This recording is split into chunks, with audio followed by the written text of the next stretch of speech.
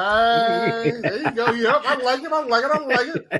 The Tape Never Lies Network. The tape never lies. Tape never lies. Starts now. The tape never lies. Draft Dr. Phil and the smartest man. Keeping it 100. Here we go. Are you trading up? 100. Yes! What? Oh my Here God. it is! Just recorded. The tape never lies. Other people drop off, but we still keep rocking. You'll never know how good your football team's going to be until you play with maximum effort.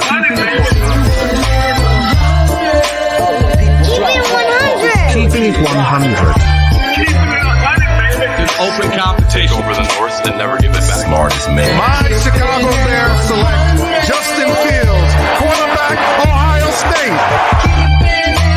Guess who's back? The two dudes that kept it real. Dynamic duo that you love, the smartest man at Dr. Phil. Breaking down the film, never a problem, kick it straight. Most shows focus on stats, we focus on the tape. We keeping it 100, never running east to west. We coming with that truth, cause that's what our fans expect. Cut off the freaking anchor, forward to be free. But don't you worry, Shane's got the dumbest tweets. It ain't no secret, Phil and Shane got some haters. But now they're all stumped like the two and now and later. Debaters, frauds get kicked like Coach Tabor. Cuts had to be made, we added a barber moderator. Up and down, boys got you double checking. Sad sack scrolling like a fool, drunk texting, flexing on the truth, cause you know they never change. Real, recognize real, that's what you get with Phil and Jimmy. What we do when we're breaking down the Bears. Fuck a play or a captain, all of the unfair. The tape never lies, the truth, you see. We laugh, we analyze, so there's no babies like Maybelline. Straight to the truth with acumen and facts. We got a sad nerd, but he's not just giving nerd stats. Car crash,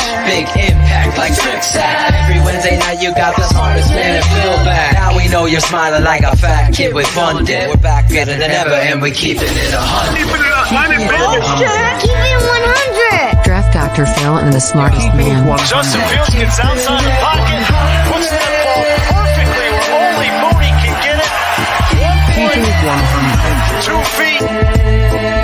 Draft Dr. Phil and the smartest man. Keeping it 100. Draft Dr. Phil and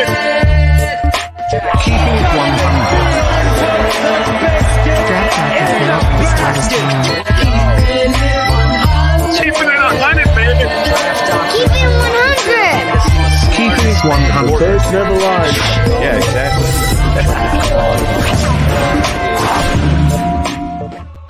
Yo, TTNL fam, what is up? It's your girl, Lady Bear, aka Cherie, you know, my real name. We got a fun show for y'all tonight. For those of you who don't want to talk about quarterbacks, sorry to disappoint. The conversation is going to come up again tonight. But without further ado, let me bring in the guys that you really came to see. Mr. Smartest Man, Shane Marshaw. I've been called worse, Cherie. And we're going to bring in our boy. Is DDP ready? Sure he is. Put him on the spot. Am I ready? What's up, DDP? Another night.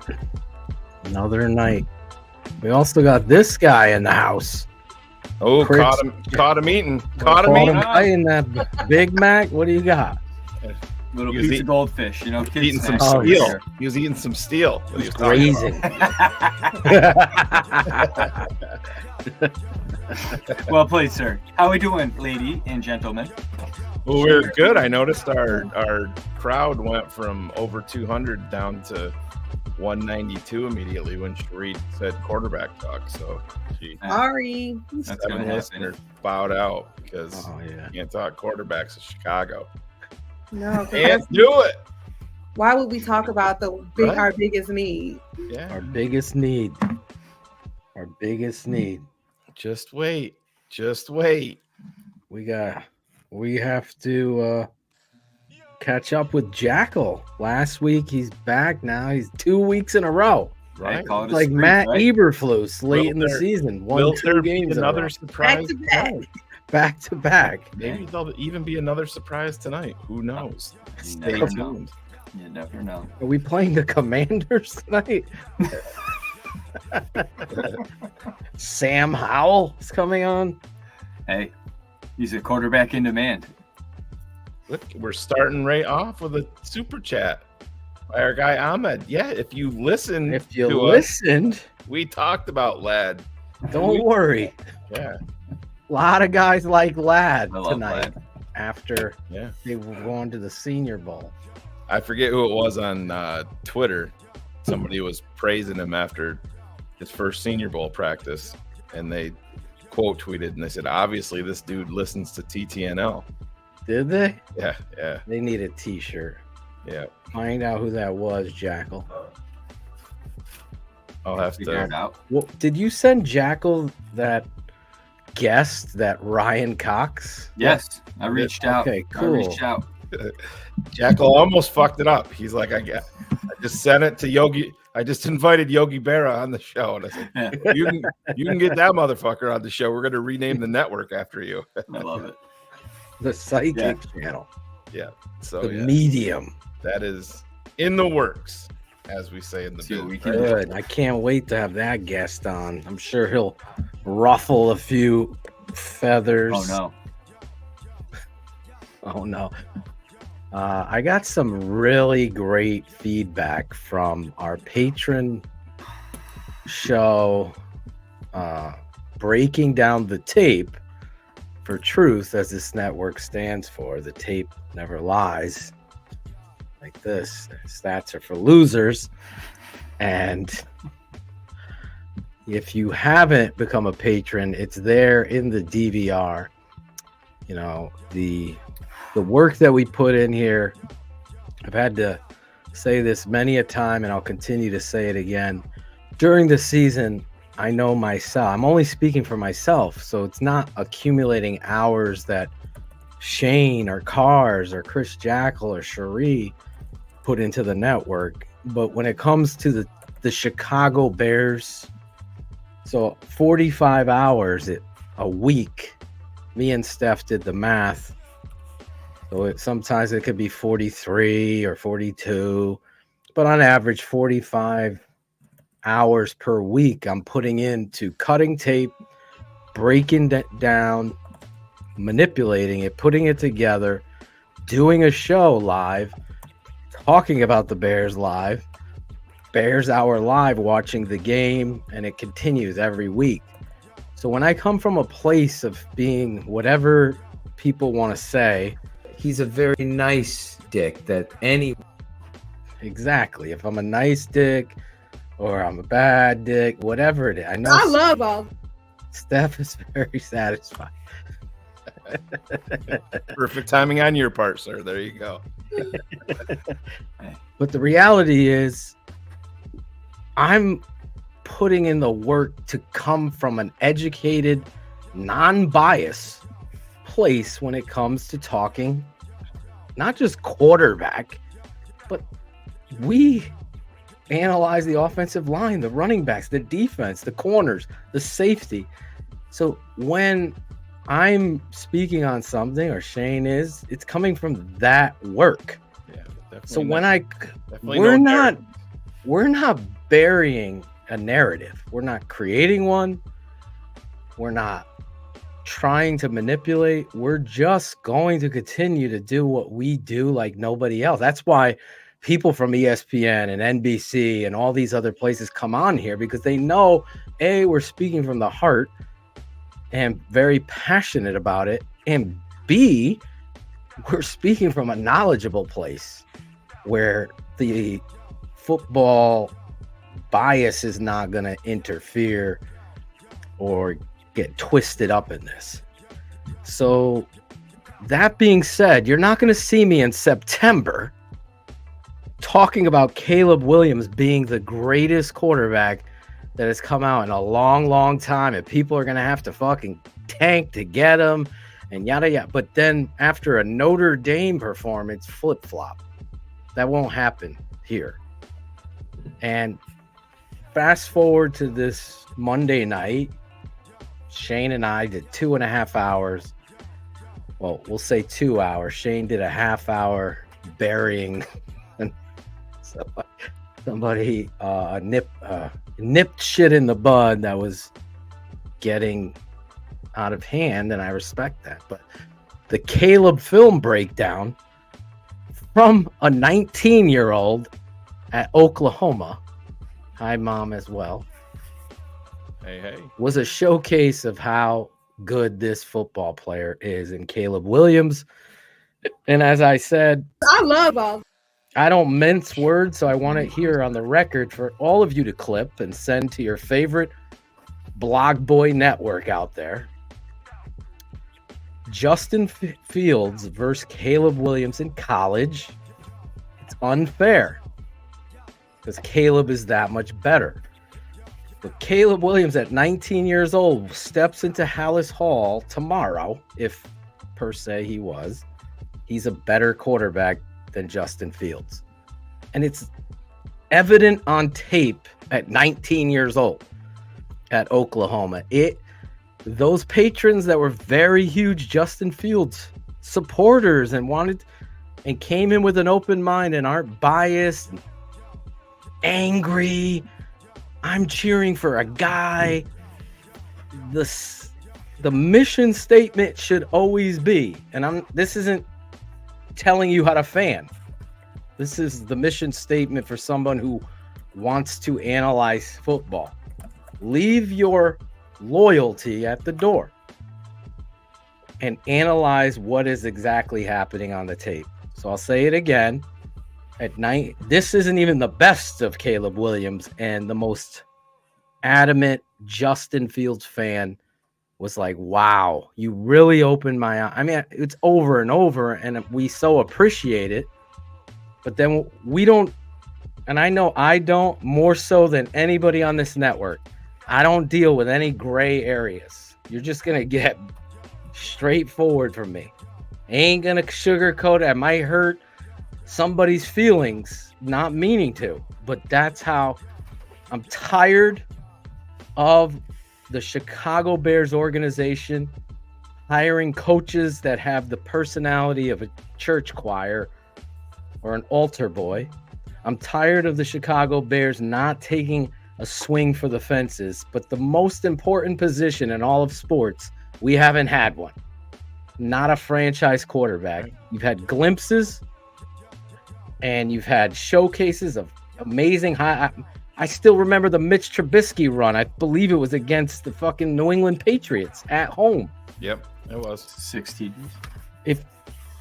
No, that was Tampa 60s, but New England, he runs one side of the field, comes all the way back. Cody Whitehair has a pancake at the goal line. Yep. I think it was against the Patriots. That was the game that ended with a Kevin White bomb at the half-yard line. Bomb, yes. And the Bears lost, right, by 1 inch or 6 inches. But the reality was you saw highlights and flashes with Mitch Trubisky, right? What's that? Cherie was expecting a drop when you were talking about inches. October 21st, 2018. I love Cherie's mom. But the reality is a lot of people are going to manipulate narratives, stats. They're going to manipulate stuff. We don't do that here. I'm not trying to ruin your day. I'm just trying to help you out, understand that we're not going to fall away from the truth. It's never been more apparent in my life. I think I've talked to so many people in this business, either from ESPN, CHGO, name them all, NBC, that are so nervous about rattling a fence. I don't have any nervousness. I just said what I said because I've done the work and I've watched 765 hours of Justin Fields just past this season. And the thing that stands out most about Justin Fields, it isn't the supporting cast. It isn't the coaches. It isn't the play calls. It's the inconsistency. It's the inconsistency. So when you have an inconsistency at quarterback for 3 seasons and you have this preordained opinion, you're gonna lose every time when you're discussing it with me, because we could just go to the tape with it. Caleb Williams at Oklahoma at 19 years old. And I'll say this so it's very clear. We compared it 20 times, Shane and I, in the video. You could go over to our channel, watch it for yourself. There's no cherry picking. In fact, it's only chapter 1. We're going to do 3 or 4 chapters. It's well worth your investment of time. It's 2.5 hours. This isn't 8 plays. No. Good, bad, and the ugly. This is like 52 plays or more. I can't even remember. It's 38 minutes of plays. It's more than 52 plays. So I took my time getting good, bad, ugly, and you know what? It's hard to find bad. So those guys out there calling this guy Johnny Manziel and all of this other bullshit and comparing him and saying he's a diva and a pussy and he's a frick, all of that is not even apparent on tape. We see Justin Fields type runs. And you know what we see the best? Forget the release. That's amazing. He looks like Patrick Mahomes and Aaron Rodgers out there, right? But the greatest thing you see as a quarterback, he continues every mesh and action fake every time. There's no laziness. He's always meshing through it, getting to his steps, and delivering. Are there going to be plays where he holds the ball too long? I show those plays in there. Because every quarterback known to man, Steve Young, I could pick out 8 plays and make a Steve Young 8-play, 18 minutes showcase. Steve Young held the ball a little too long. That's not, you can't argue or debate with me or Shane. Because we just did all of these plays throughout 8 games from 2021 that was. So I just want to say that because if you want evidence, if you want to be a better fan, informed, and you want to be called into this, there is a reality of every human being on this planet, including the quarterback that played in the AFC Championship that Ryan Clark said sucks and is a system guy and did everything outside the system to win that game. So narratives could be made by anybody, anywhere. Former players have agendas. We've talked about it, but this network doesn't have. We've turned down agents to promote their guys. Right, like our guy Nino here says, guys, after a trade down, I think the Bears can net a Pro Bowl center, a solid 3-tech, and Marvin Harrison Jr. plus keep Justin Fields. That's a much better scenario than adding 3 years to a rookie contract by drafting Caleb Williams. But wait a minute, let's just break this down. Break it down. Yeah. So the center from Oregon that he's talking about is already in the Pro Bowl. Already in the Pro Bowl. Already in the Pro Bowl. In his story. Yep. I would be, Nino, how many games have you watched of him, or did you get excited about the 6 clips from the Senior Bowl today? And he's a fantastic player. Yeah. That's like me coming on here and saying, well, I feel I'm not going to call him a Hall of Famer, but that you can't put labels on guys. I've said this over and over again. The generational label is overused, but this is the world that we live in now because, well, we're going to have Herb Howard on and we'll talk about this. He got upset when people used the generational label with Caleb Williams and then they didn't stick to it. And he's like, well, I think that Justin can be better than Caleb Williams. I think that Justin Fields is similar stylistically to Lamar Jackson. Well, Lamar Jackson's about to be a 2-time MVP. So you better stick to your guns then, right? It works both ways on this. You can't, you have no idea if this center is going to be a Pro Bowler. Yeah. First of all, we're just going to bring in a solid 3 technique. I'm not going to give a name. I'm just going to call him solid because we get a solid 3. That proves my point. That proves Listen, my point. If Justin has a left tackle, a center, 2 more receiver weapons, a running back, this dude could do everything. He could win it all. Oh, by the Guess way, what you just did. By the way, he had all that in Ohio State. Exactly. And the reality is you're fucking full of shit and you're fooling yourself. We've been down this path before. I'm going to say this now. If you're tired of generational, this guy, Caleb Williams, is the closest thing to you being tired that I've ever seen. And I've said this last season. I'm going to tell you this. You don't have a winning lottery ticket in your hand and you know it won $16 million. Yes. You know what? I'm going to trade this $16 million guarantee winner for 3 more shots at possibly winning again. That's dumb. You were gifted by the football gods, a GM that had the wherewithal to do exactly what this network said last year. Jackal and I went to the same college together, okay? And when we went out on Wednesday nights, it was quarter pitchers. Yep.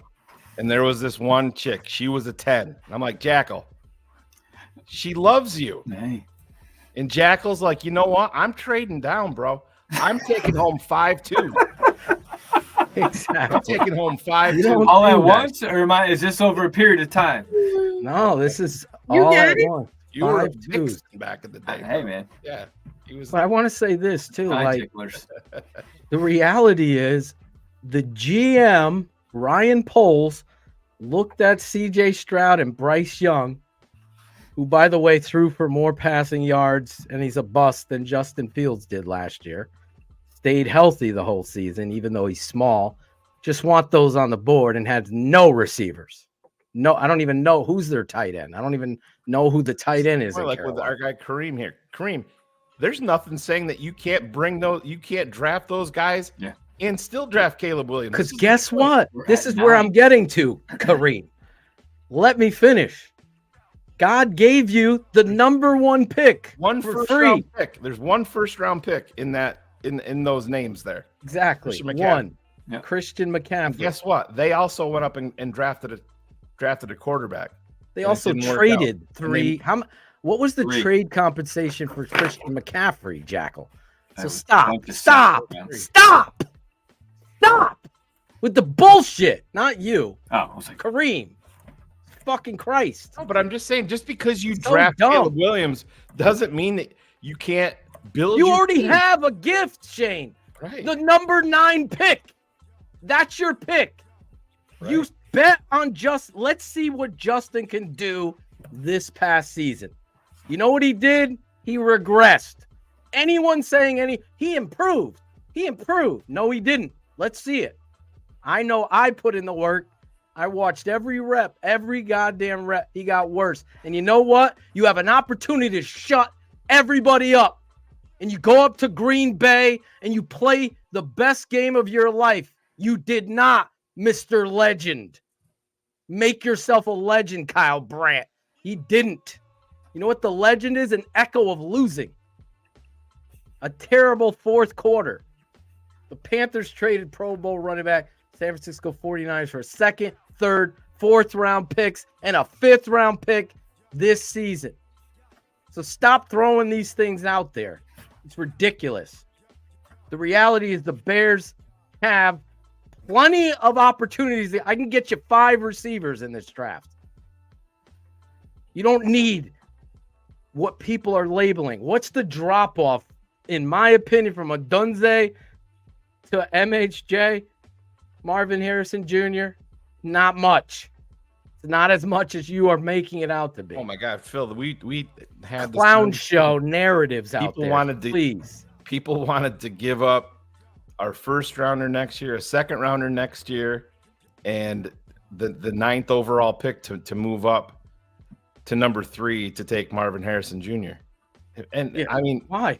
That this isn't me disrespecting the guy, but there's not a massive difference between Marvin Harrison Jr. to Malik Neighbors and you have a Dunze 1 slot higher than I do. I have Neighbors 2, you have a Dunze 2, and I have a Dunze 3. I have sleep.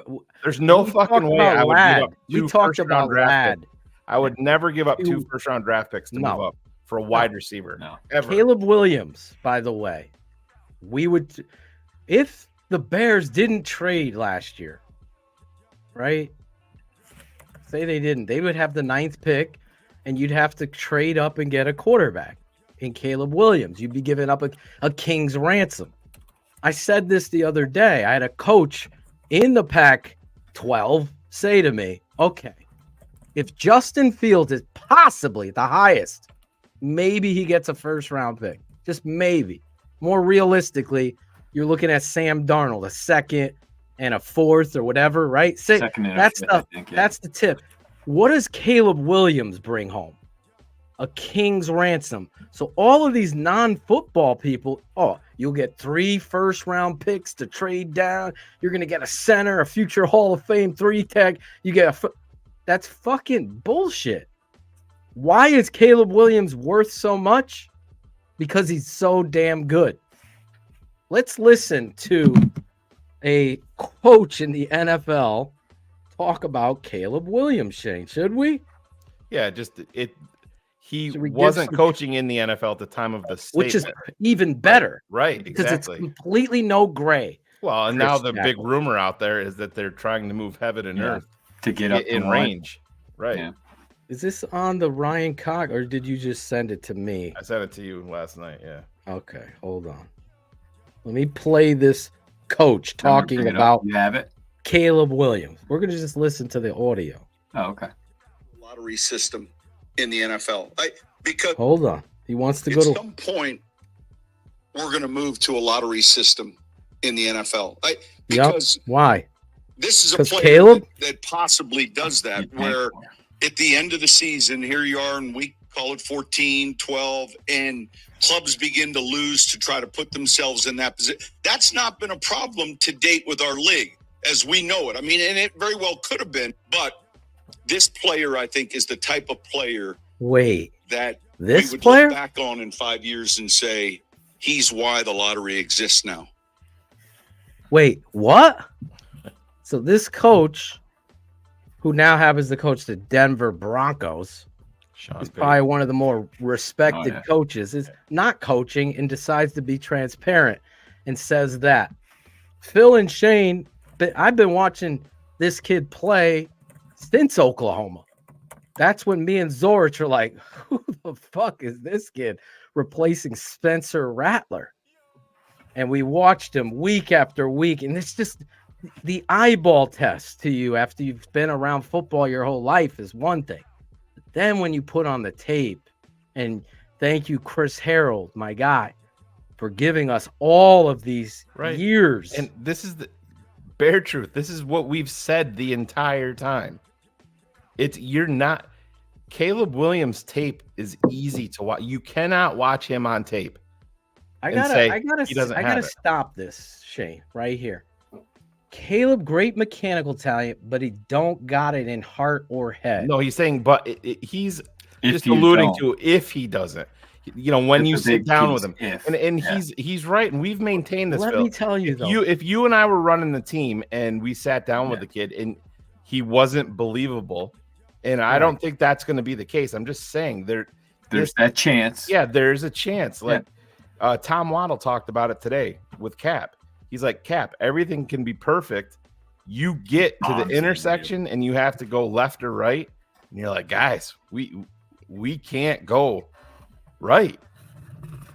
I'm not sold on who this kid is as a person, and that is the only thing that's going to keep Caleb Williams from here. And I think I've already spoken to people that I know and trust. I don't need to get Greg Gabriel's manipulation. I think what Bear Truth is saying. We've talked to multiple people that have vouched for Albert Breer vouched for the kid.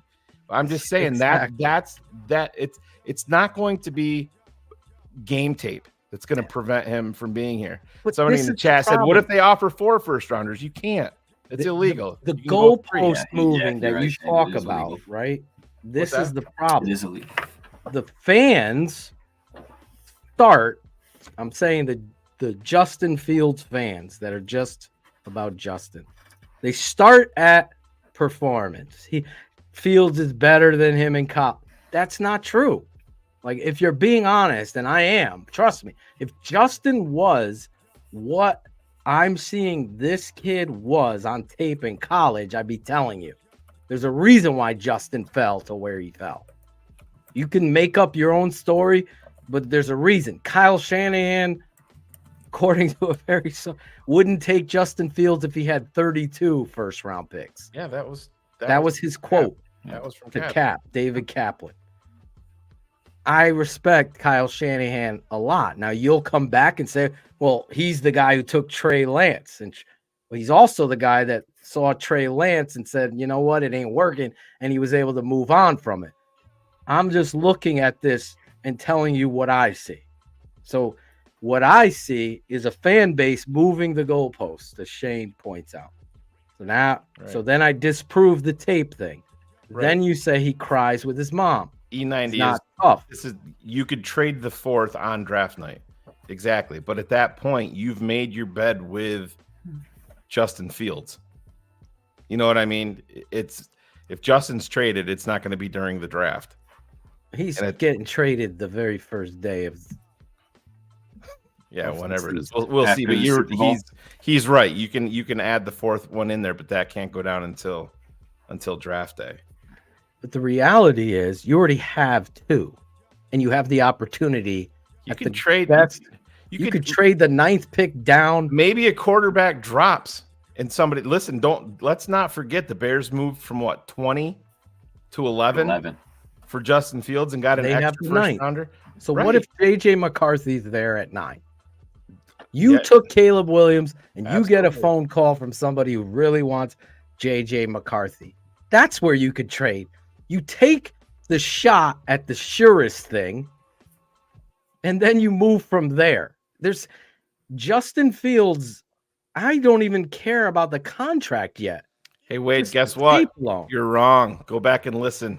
Go back and listen, bro, because you're going to look like an idiot. And, I mean, if you want me to destroy you here live on air, but I'll just let Phil do it. Go ahead. No, if I was drafting for the Bears, I've said this before, I would have taken Mac Jones over Justin Fields. Right, but this is the thing, Phil. This is the thing that we're dealing with. You didn't, and guess what? Mac Jones wasn't your QB1 that draft. That's what I want to clarify. Right. Yeah. Trevor Lawrence was my number 1 quarterback in that draft. Some people are saying Trevor Lawrence sucks now, even though he was playing hurt, and they looked like they were going to wrap up the division in week 10. And then he got hurt. And then, of course, his play, and he tried to tough it out. I already know all the scenarios there, but people are bashing Trevor Lawrence now. We know Mac Jones and Justin Fields have not hit their consistency performance. But I look at when Mac Jones had a good offensive coordinator, he actually had a pretty damn good season, something Justin has never done in Chicago. You can't deny that.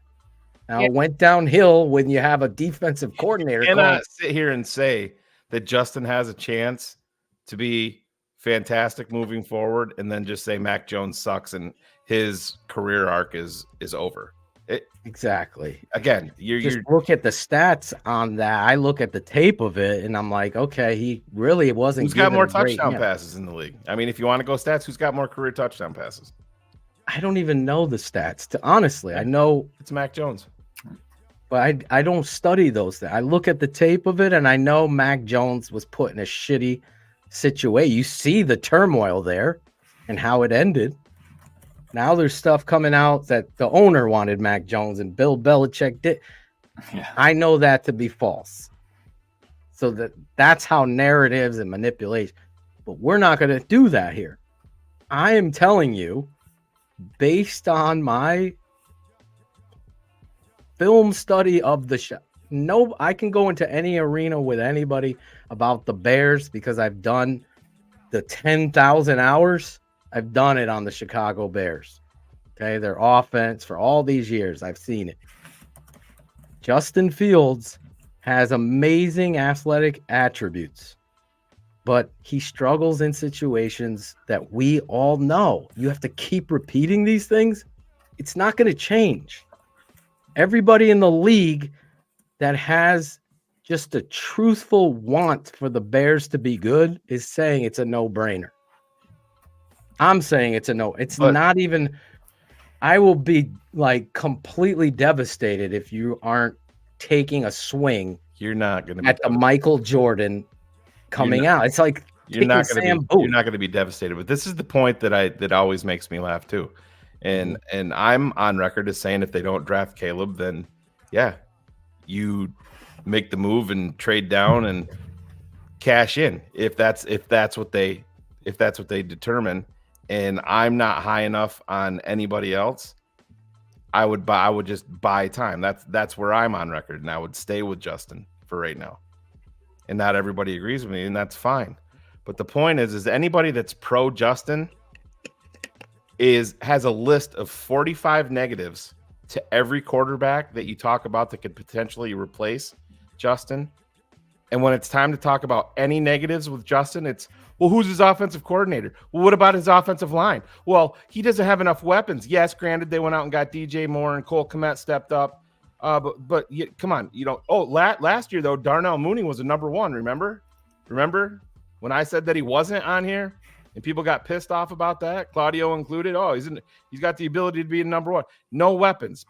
There's a list of excuses why Justin isn't where he needs to be. And it's all negatives on anybody else that you talk about that may potentially replace. Yeah, that's the problem. They're all lying. Right. There's no gray area with me. We're not pushing the narratives. Caleb Williams is a better quarterback on that end are, right, stepping into Hallis Hall than Justin is. There's more talent. There's the football throwing mechanics alone are night and day. If Justin was a 7, Caleb is a 27. That's how far it is. Throwing the can. I showed you this. Like, there's nowhere to hide it. Unless you just are so blind and don't want to hear it and see it, that's how blind you are. But guess this. Get this. Here's a story that a former NFL quarterback said to me, and a lot of these guys are afraid to do it. Thank you, Corn. They're afraid to say it. Thank you, Corn. He said, how about this? No one says this. Those same bad linemen and bad OC and bad weapons, Tyson Bagent went out there and won 2 games with them. A backup quarterback from Division II went out there, won 2 games. Is anybody talking about that when they're talking about that? No, they're not. They're not. Because you're going to try to manipulate. You just got to look at this from wherever. And you can be a fan of a player. You just can't be a blind fan of a player. You can't just write everybody off in the pocket. Is that what that comment just said? What's that? What was that comment that was just up there? Caleb Williams can't throw from the pocket. Well, that's a bold-faced lie. I basically destroyed that narrative. We did 38 minutes of clip of narratives. All 22 on Caleb Williams, and you ask any patron in there how many times I repeated myself. And Phil, where is this? This is what? This is in structure. Guess where he was? In the pocket. In the pocket. Yep. So what? In structure, Phil? What New Harper is doing is listening to people that don't like Caleb Williams make stuff up and running to a show on YouTube to put it in the comment like he knows what he's talking about. I guarantee you he's watched exactly 0.0 seconds of any all 22.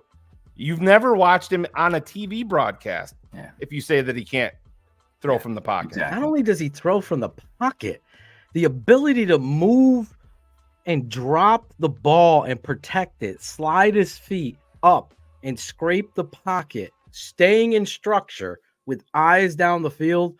It's more athletic than Peyton Manning could ever think of doing it, but it's on that level of understanding. I'm sliding, I'm keeping my structure.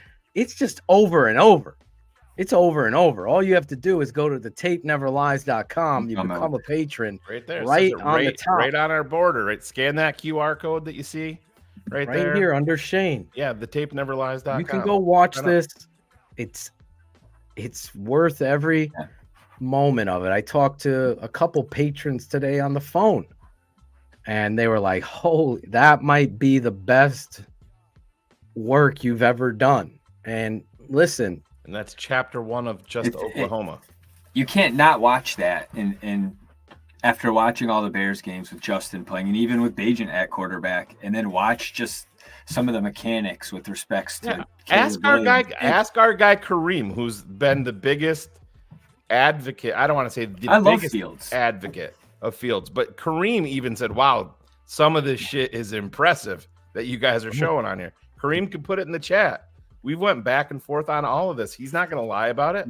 He admitted it himself. He's like, "There's a lot of impressive things here." There is.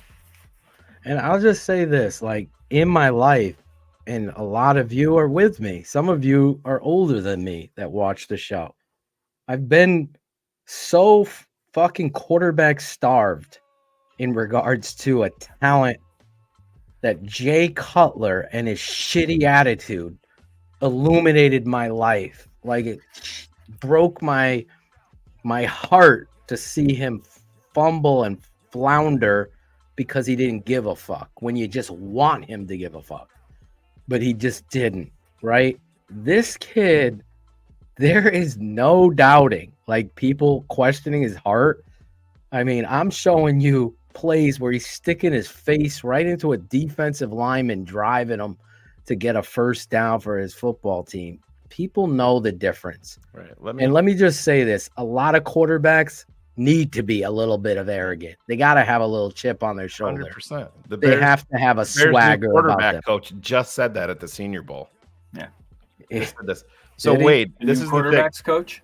So Wade is saying not the majorly. The majority of ex-NFL players are saying to stay. I have a list of NFL players that say don't stay with the Justin. majority that he gave us are James Jones, Jay Cutler, Chris Carter, Pac-Man Jones, and Keyshawn.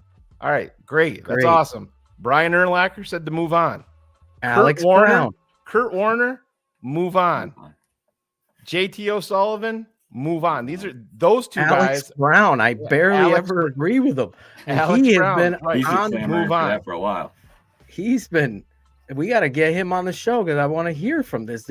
Tom Waddle, all things considered, move on. Dan Hampton, move on. So Chris Zorich, move on. Eric Kramer, move on.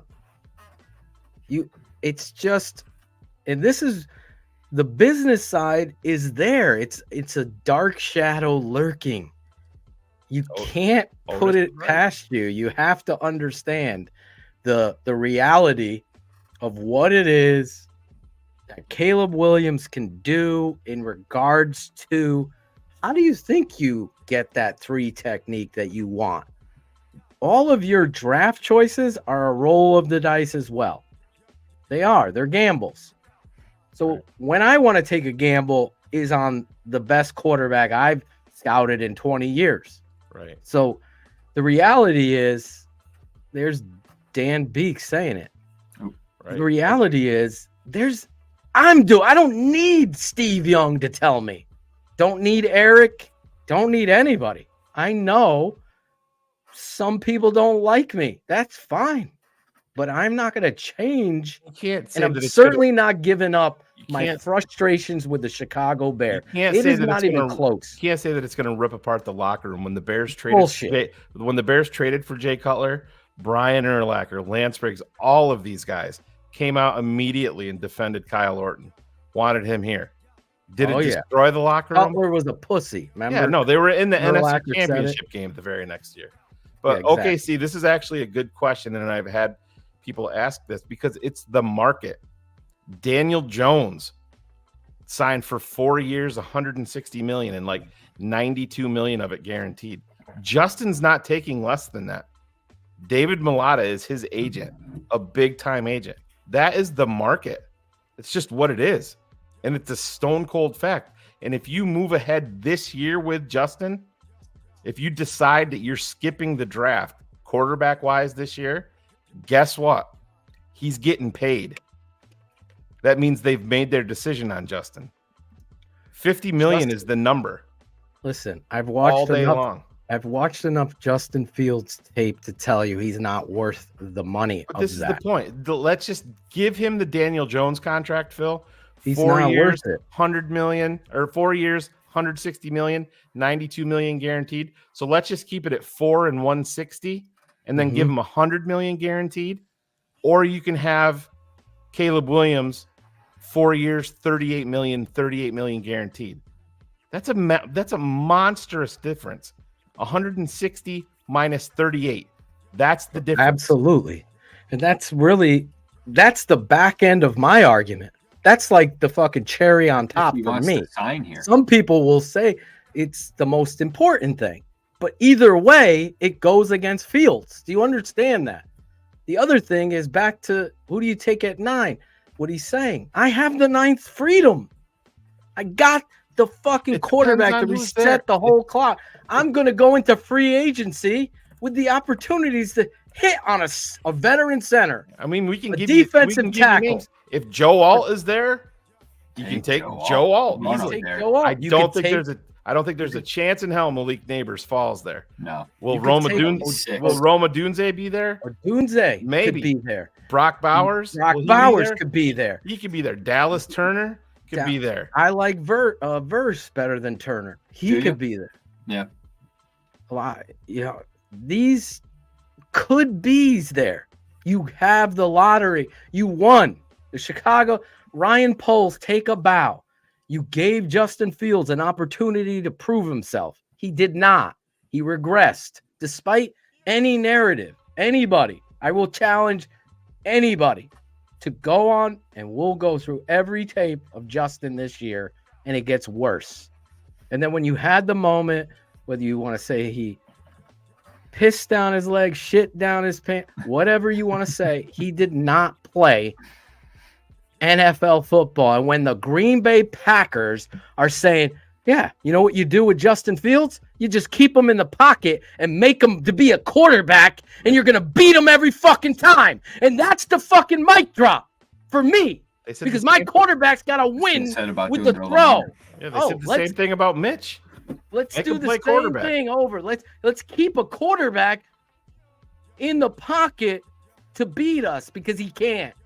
They said the same thing about the fucking former Vikings quarterback. What was his name? Ponder. Christian couldn't Ponder, win from the pocket. Couldn't win. God. That's where you are. And the stats, whatever, 165. Well, you can win with this kind of. Yeah, Trent Dilfer. Look at Trent Dilfer. They had the second best defense all time. Yeah. Helped you win that game. When Mitch went to the double doink, the Chicago Bears had 39 turnovers. That's 39 short fields to help you. Or they had, what did they have? 8 defensive touchdowns or 9 that season. That's points for your fucking offense and your football team. The things were misleading. Vic Fangio was the coach of the year. Harper, he's not in his 3rd year. He's heading into year 4. 5th year option is due on May 2nd. Where you're guaranteeing him essentially $25 million. But I'm sure you know that, because you're dropping nonsense in the chat like, we don't know what we're talking about. We're sad. You're faceless. You want to come on the show and debate it? There's my Twitter handle right there. I'll send you a link. Come on, we'll debate it live on air right now. How many do we have? He's probably watching TP, Toilet Papers podcast right now, and getting all of his knowledge from there. I would lose my mind if he traded what should be the opportunity at a franchise-changing quarterback for the first time. It's the first overall pick. I was devastated when the Bears traded up to get Mitch Trubisky. Yep, sign up. At Wazram, hit me up on Twitter right now. I'll send you a link. Oh, you're going to bring him on now? I thought he was going to come on the... Oh, we'll debate him. I can destroy him in 5 minutes. That's fine. Okay. All right. We'll see if he comes on. Should be charging his headphones. You have the first overall pick, and you have opportunities at 9 to do whatever you want. Defense, offensive line, wide receiver, at your needs. You're not going to take a center that high. So get that out of your brain. You also could trade down at 9 if, say, someone loves a quarterback and they happen to fall there. Someone might fall in love with Bo Nix. I don't know, JJ McCarthy, and they trade up and say, "I want this kid before this team I know is going to get him. The I'm going to trade up. quarterbacks, Phil. Changes every year. No one has picked the draft correctly ever. That's one thing that you could stand on. No one has done it. So Angelo did. He got 31 of the 32 that year. All in order. So that was impressive. I played with you the Sean Payton outside the NFL, looking in, knowing he wants to be back in, and he's talking about the whole structure of how the NFL does business will be changed by Caleb Williams. Caleb Williams is surrounded by the worst defense, or I forget what the rank, 258th. Oh, we'll have some amazing stats for that later. We might. Oh, okay. Yeah, we'll have some stats on that. We have our surprise. Surrounded by shitty team, and people are throwing team wins and national championships. Meanwhile, Kurt Warner, Hall of Famer, is playing at Northern Iowa. Did he win national championships? He wasn't even fucking drafted. Phil, what was Brock Purdy? Our guy, Patrick Mahomes, who's the best quarterback in the NFL right now. 0 for 9. 0 for 9 against ranked teams. Take your dumb stats and shove them up your ass because that's where they belong. They don't have merit. The tape has the merit. The tape has the merit. That's where the beginning, that's where it ends. And then all of the other stuff is just a narrative. Now, how he sets the tone in his interviews and his personality, that's the difference. That's the difference. I don't know what this dude is even dragging ass about. It's probably toilet paper watching our show. TP. Bill Wagner. This is for the Caleb Williams tape breakdown shows.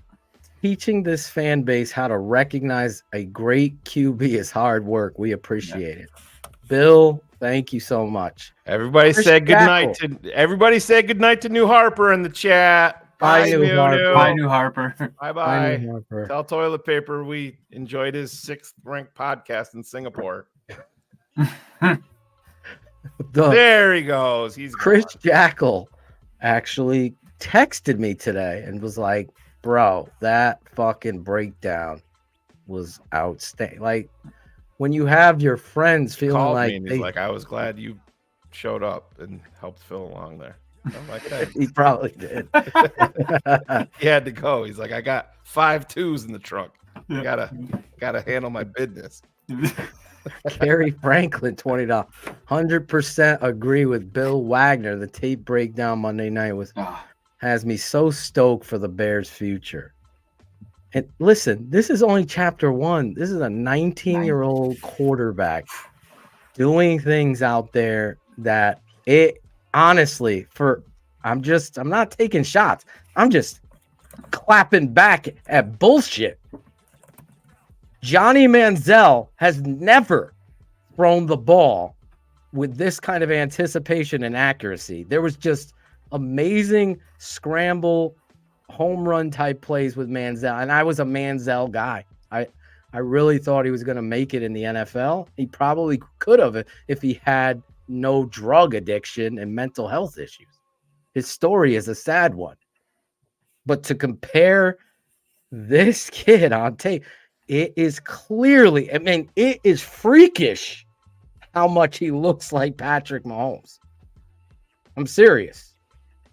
And there's another play. Don't separate that. When Phil says that, it doesn't mean he's going to have the career arc of Patrick Mahomes. We're talking about specifically him on the field making plays.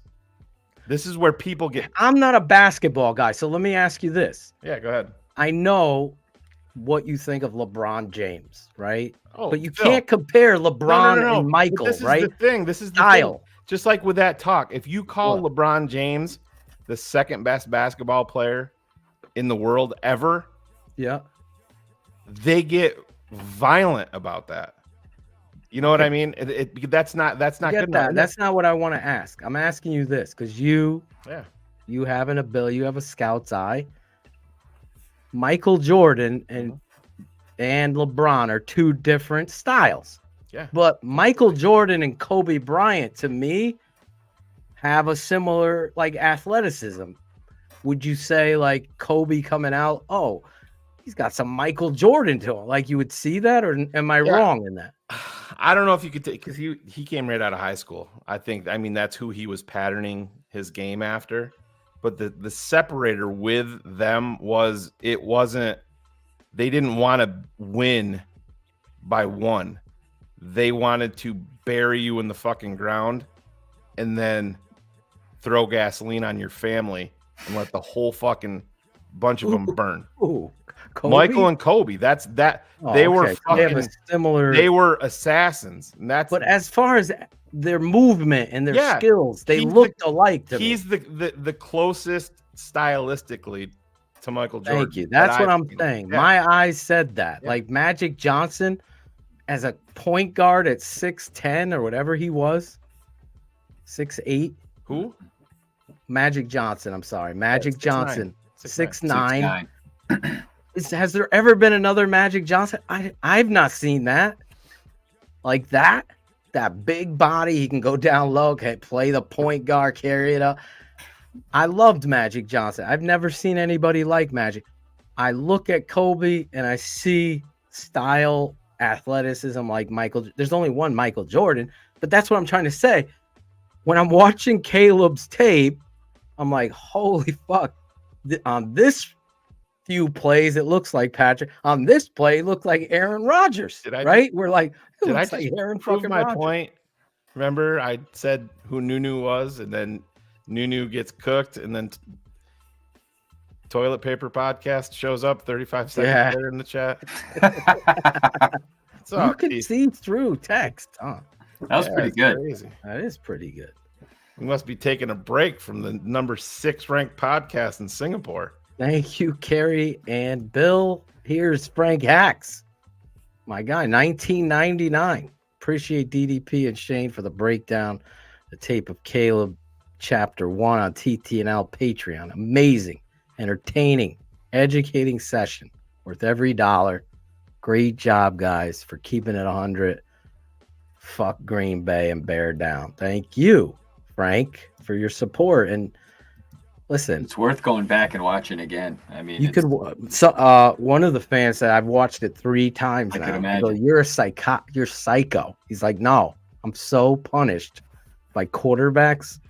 I want to be educated. I don't watch college football. There's no denying this kid is exactly what you said."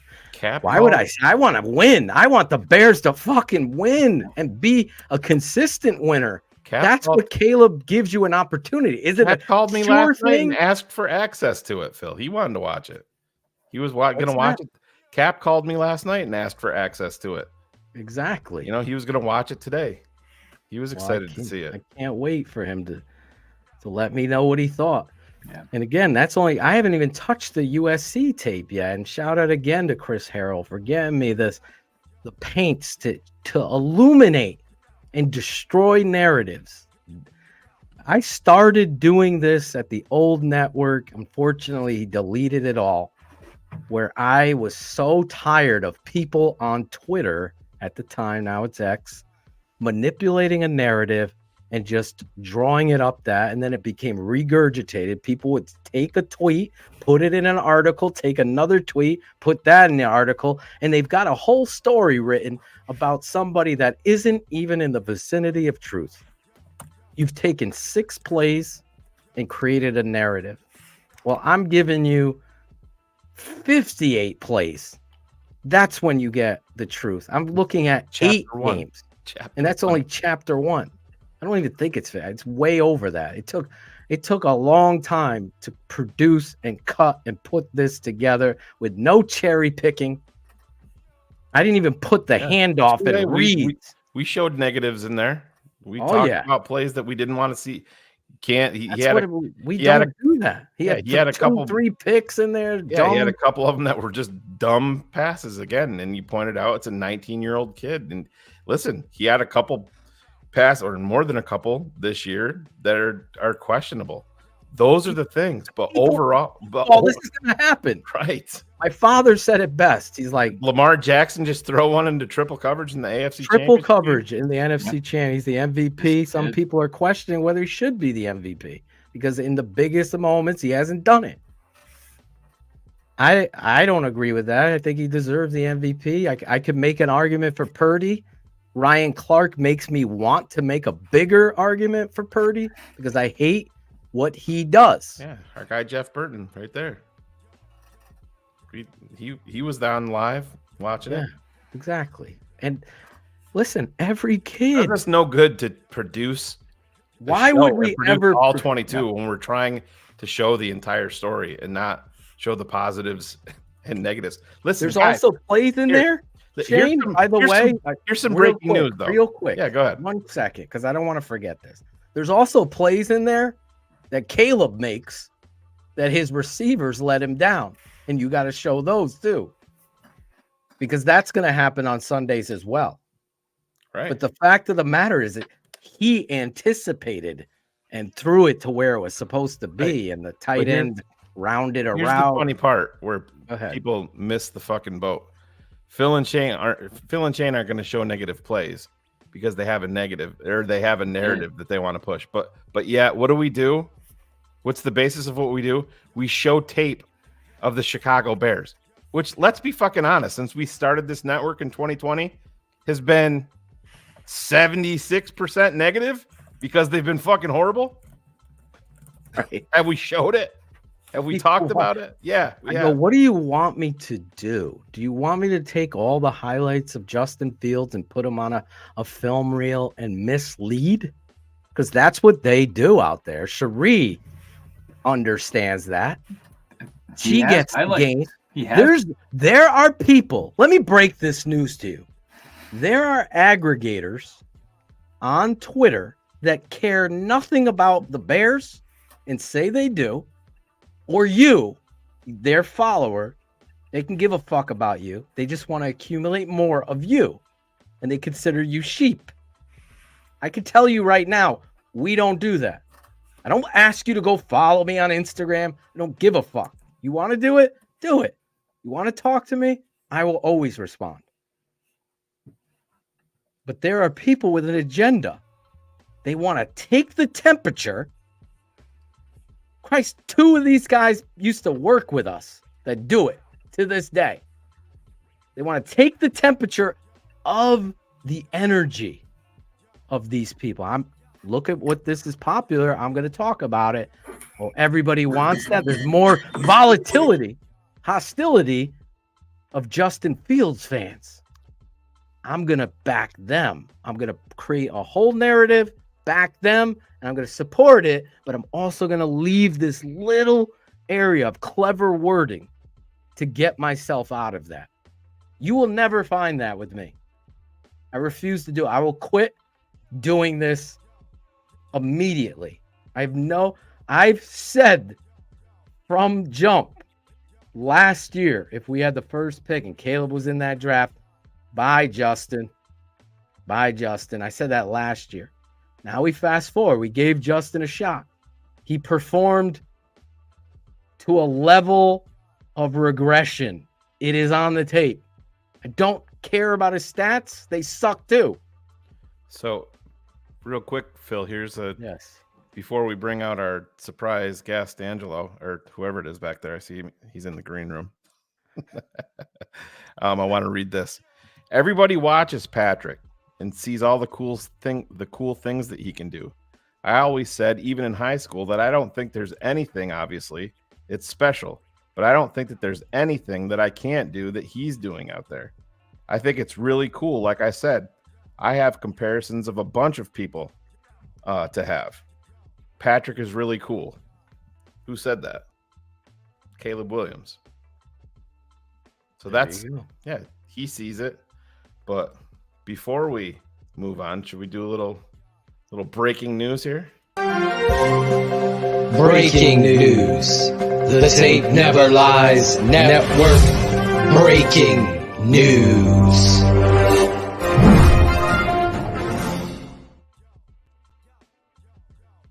Fuck yourself. Nerd alert! Hey, look at this guy. I'd like to double down on that statement. Yes, go fuck yourself. I mean, hey, good to see ya. What's There he is. up? What is up, kid? I mean, I see. And I'm being told to watch my mouth. Oh yeah, Wow. she knows mine is terrible, but you're Yeah. supposed to be the one that is held to a higher standard. That's And how that just works. so you know, I'm higher on the pecking order with Maisie than you. Yeah, yeah, she Oh is. no, I gotta make up for that. She is his number one. Am I fan. even on the list? No. No. I'm not. I feel like He doesn't like looking down to brainwashed. talking I to feel him. like there's some brain. Don't even worry. I'm not on the list. It's only Shane. Shane is number one for Maisie because like he the cusses a Bears. lot. Yeah, Well, there's going to be a new but show it's coming out really called cool. Maisie's Keys next year on TTNL. Maisie's Daisies. Yeah, Maisie's Daisy. She's gonna she'll come break it on down. and give you a bunch of days. Yes, Lord Cars is here. I love the Bears. He texted Behind me you and there. said, Late. I'm so sick of the narratives that Shane and Phil are pushing. I'm coming to stick up for my guy, Justin Fields. So here he is. I feel like this is an episode of Chappelle's Show and we're all in the player haters ball right now. Who can hate the hardest? So always glad to be here when we could hate. But Cars, you texted me and I told you to save those stats, Hitting those the numbers for the show. Maybe you just come right out swinging and napalm some fucking people. Oh, so like my favorite stats is, wins and losses, Phil, as we know, are quarterback stats. Yeah. Justin's Ohio State teams gave up 30 points or more twice in his 2 years, once to Indiana, and then the 52 banger to some shitty little Alabama football team. USC's defense gave up over 30 14 times in 2 years. 14 times. When they gave up under 40 points, he was a career 14-3 as a starter when the defense did not give up 40. So I know it's not it's never a win-loss thing as it relates to a quarterback, but have a feeling those wins and losses are way more on a defense that couldn't stop to steal a phrase from an old friend of ours, a bull rushing Betty White. But here we sit and still arguing about that. I think Phil saw the same comment. Did you just look at the same comment I did? Here's a fucking quarterback stat. Phil threw for 16 touchdowns last season.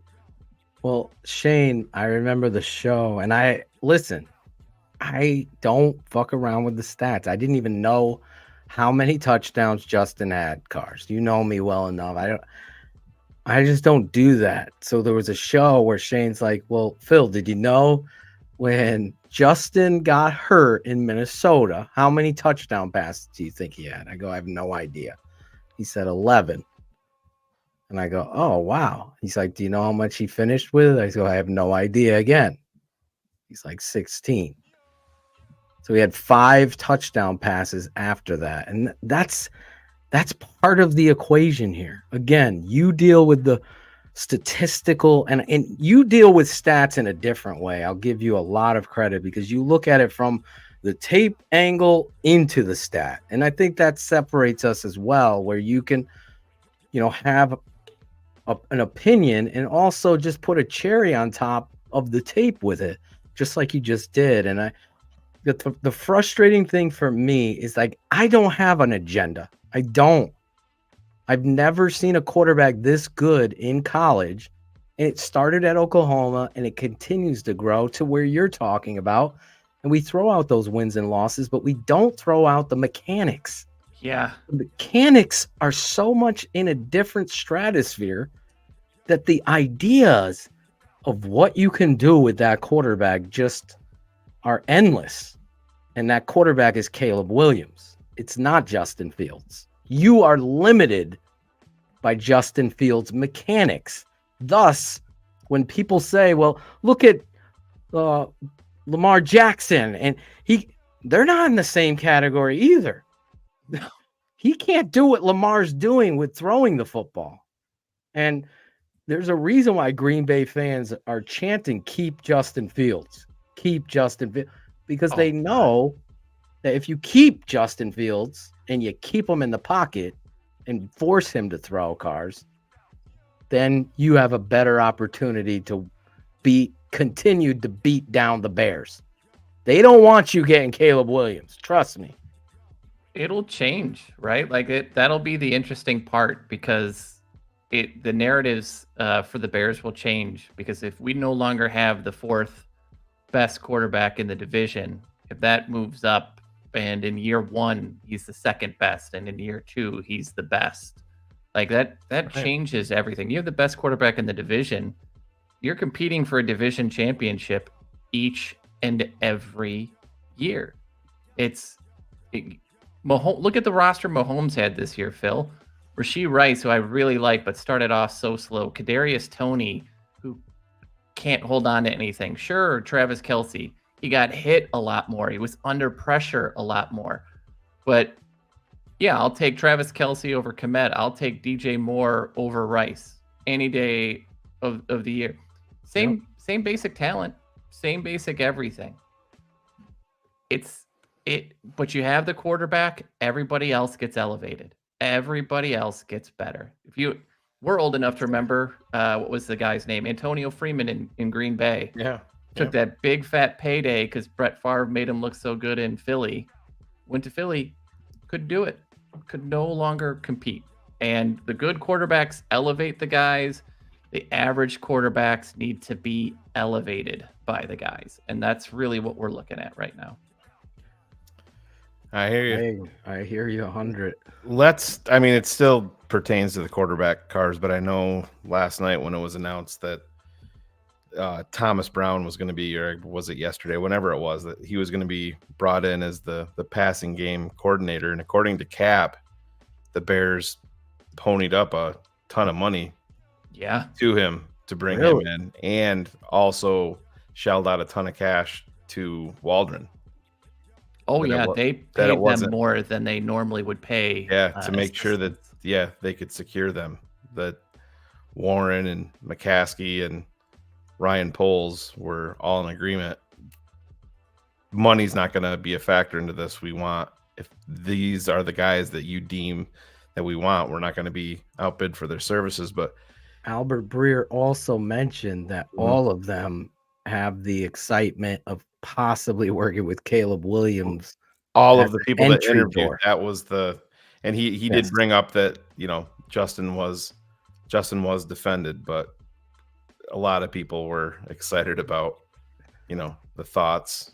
Because listen, and this is the thing, Cars, you can speak on this too. Tom Waddle was on with Cap this morning, and he said he didn't think that it had anything to do with Caleb or Justin, and Cap pushed back on him. He goes, Tommy, let me ask you this way.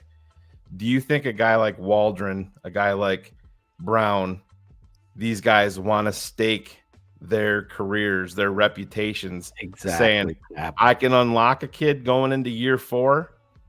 Or do they want to start at the ground level with a talented rookie and be on that, be on the same level with him moving forward? That gets them a head coaching job. It gets Waldron a head coaching job. It gets Brown his offensive coordinator job, and down the line it gets Kerry Joseph his offensive coordinator gig, or which head coaching job. Exactly. Well, Thomas Brown, there is a great article on him in The Athletic from about 2 years ago. I think that if you have a subscription, I really recommend reading. The guy is as well thought of as anybody in the league. If you want to put kind of that, I forget the guy who got hired by Carolina because he's too busy watching porn. But Canales.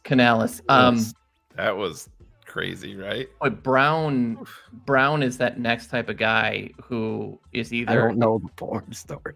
Oh, he wrote a book on his addiction to alcohol and him porn, and his wife, and he and his wife, and how it nearly destroyed their marriage. A true story. True story. He wrote it. Yeah. 2 years ago, he was cheating on his wife all the time and addicted to porn. Yep. And part of with porn or on his wife with somebody else. Both. Oh my God. Wow. So part of the healing process was, him airing his dirty laundry in a book. He all of a sudden found religion again, and he had to fucking co-author this book with his wife. Wow. Yeah. Good luck in the Bible Belt of Carolina with that on your background. But Oh, Carolina. Thomas Brown is that kind of guy that could be in line for a head coaching gig in a year. Like, that's how well thought up he is. Like, McVay cannot stop singing Interviewing for his head praise. coaching positions this year. Yeah. And so when you look at that group and what was it, Beatty, the wide receiver coach, and a few of the others, like, that's an A-list. That's Morton. probably Morton is the running back coach. Yep. That is the A-list. That is the best offensive staff we've ever had. That's where you're going with this, because you're the guy. I always say, listen, I don't know based on, I just can hear from other people. Did a poll of NFL players, and he was voted as the second best. Was it the second best offensive mind, or second or third? Second or third best offensive mind in the league. That was from NFL players. Like, McVay said they'd come in with a plan, and he would be the one to kind of sit down and be like, all right, look, we're getting a little too high picture here. Let's pull this back. Let's do this. This is Brown you're talking about. This is Brown. Yeah. Thomas Brown. He also interviewed for the OC position with the Bears. Yes. Yeah. So why Waldron over him? Because Waldron's experience? And they worked together already. Yeah, Brown called like 4 or 5 games when he was at Carolina because he was sort of forced on to Frank. Yeah. And Waldron's got the 3 years. So I think that's the difference there. But that's a smart thing. I'll give Eberflus credit, because the one thing that I felt like was a huge mistake is Getsy and your head coach have never done those jobs. Yes. And thus, when you're inexperienced doing it and you're doing it at the NFL level, it becomes even that much more difficult with pros. And when things don't go correctly and you're getting paid, you might not have your full energy into effort for this guy. And a natural play caller, someone who's done it, is going to have the experience of capturing the energy of the locker room and understanding maybe I got to do some different things and talk to these players. Like, what's in your brain? You know, the offensive line. So I hated the Chris Morgan stuff. Just real quick, by the way, if anybody wants to purchase the Dave Canales book, yes, it's out of stock on Amazon since he's been hired. Oh my God. True story. Yes, it's called This Marriage. A wife gets to keep all of the sales of the book. Did you know that? I'm sure she's keeping a lot of things. Yeah. In a lockbox. Yeah. And we read a chapter a week in the off season. I don't. God, that would be. We're gonna have Angelo come back. That's and what do the I was audio just book. about to say. We're gonna have him do. Jackal interviews Angelo about his chapter reading this past week. I used to fuck this whole raw right after I watched. And Maisie's favorite cars. Oh yeah, for the record. Love you, Maisie. Hope to God you're not watching right now. There's a lot I'm gonna have to explain. Dustin Whitaker, $20. Thank you, Dustin. Does Dustin have a red beard? I can't see. Without me. Okay. Definitely don't have not the red. words for how much I appreciate. You might want to get that checked out. I would call your optometrist immediately. That's a big Franco Harris looking black beard. Okay. We might, there we go. Yes, it is. Thank you. I couldn't see it. Isn't it Appreciate fun the work old? you guys do and your fearless dedication to the truth. See, Shane, read some of these positive things. Ryan Shane. Cox has the book. Does he? What I would not be shocked at all. That strikes me as so Cox. He didn't buy the hardcover. He bought the with a last name like Cox. He should have that book. Well, he bought the soft cover, but while reading the book, it made it a hard cover. Yes, it was a hard Cox. Yeah, he's got it. He put a Yeti sticker on it. Seth Butler. Cars, you could speak maybe on this. People are offended by his flamboyant nature. What is ITSBS? It's BS, is what he's trying to say. Oh, it's BS. Well, okay. I thought it was an acronym. I didn't know. It's probably true. I learned that his mother was a nail technician, and that he does it she's the one that does it. So it's kind of in that light. It's like, oh yeah, okay, sure, I would do it, but sure. Deep. Yeah, I don't really loving relationship with his mom. But I would have a talk with him about you're not gonna go into a game and write "fuck Green Bay" on your nails. No, if he wants to put that on his towel, I'll allow it. And give him the list of the guys we're gonna that he's gonna go body slam. Yeah, exactly. No, I mean, it was interesting. I don't, Shane, you sent over the Teddy Greenstein on Weeder information where he wrote a whole book on quarterback dads, and he was writing about the relationship of like how involved his family has been his whole career, and as an only child. And we all know only children are the worst human beings on the face of the planet. That they've just really built a really tight relationship. His dad's never missed a game. His mom's never missed a game. They're there for everything. So it just seems like it's just a super, super tight family that's he's letting his dad do the business stuff, and he's going to go play football.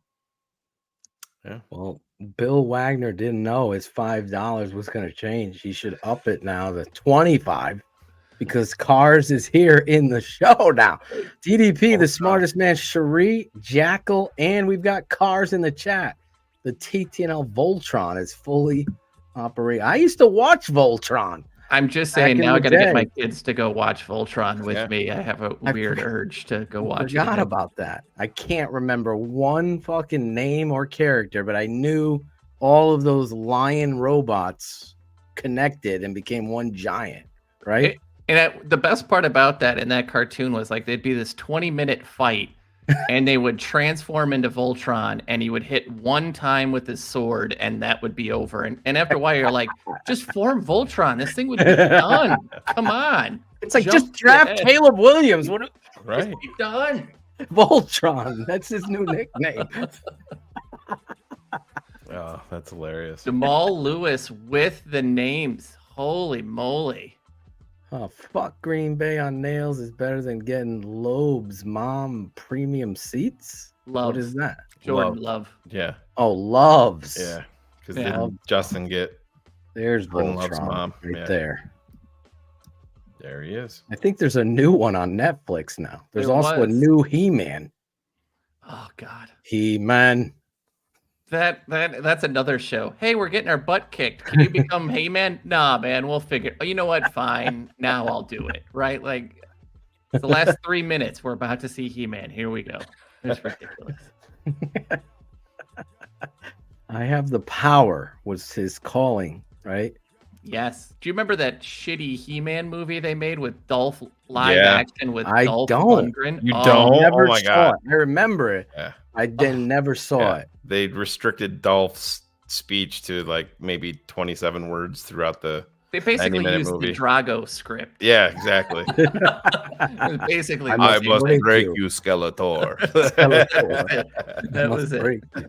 I did have Castle Grayskull. Me too. Oh Yeah. my God. One of my favorite Christmas presents was Yeah. Castle Grayskull. Oh, And he had that mic in there. There it is. There it is. Look at Jackal. Jackal's back, man. Producing. He is. Bringing it.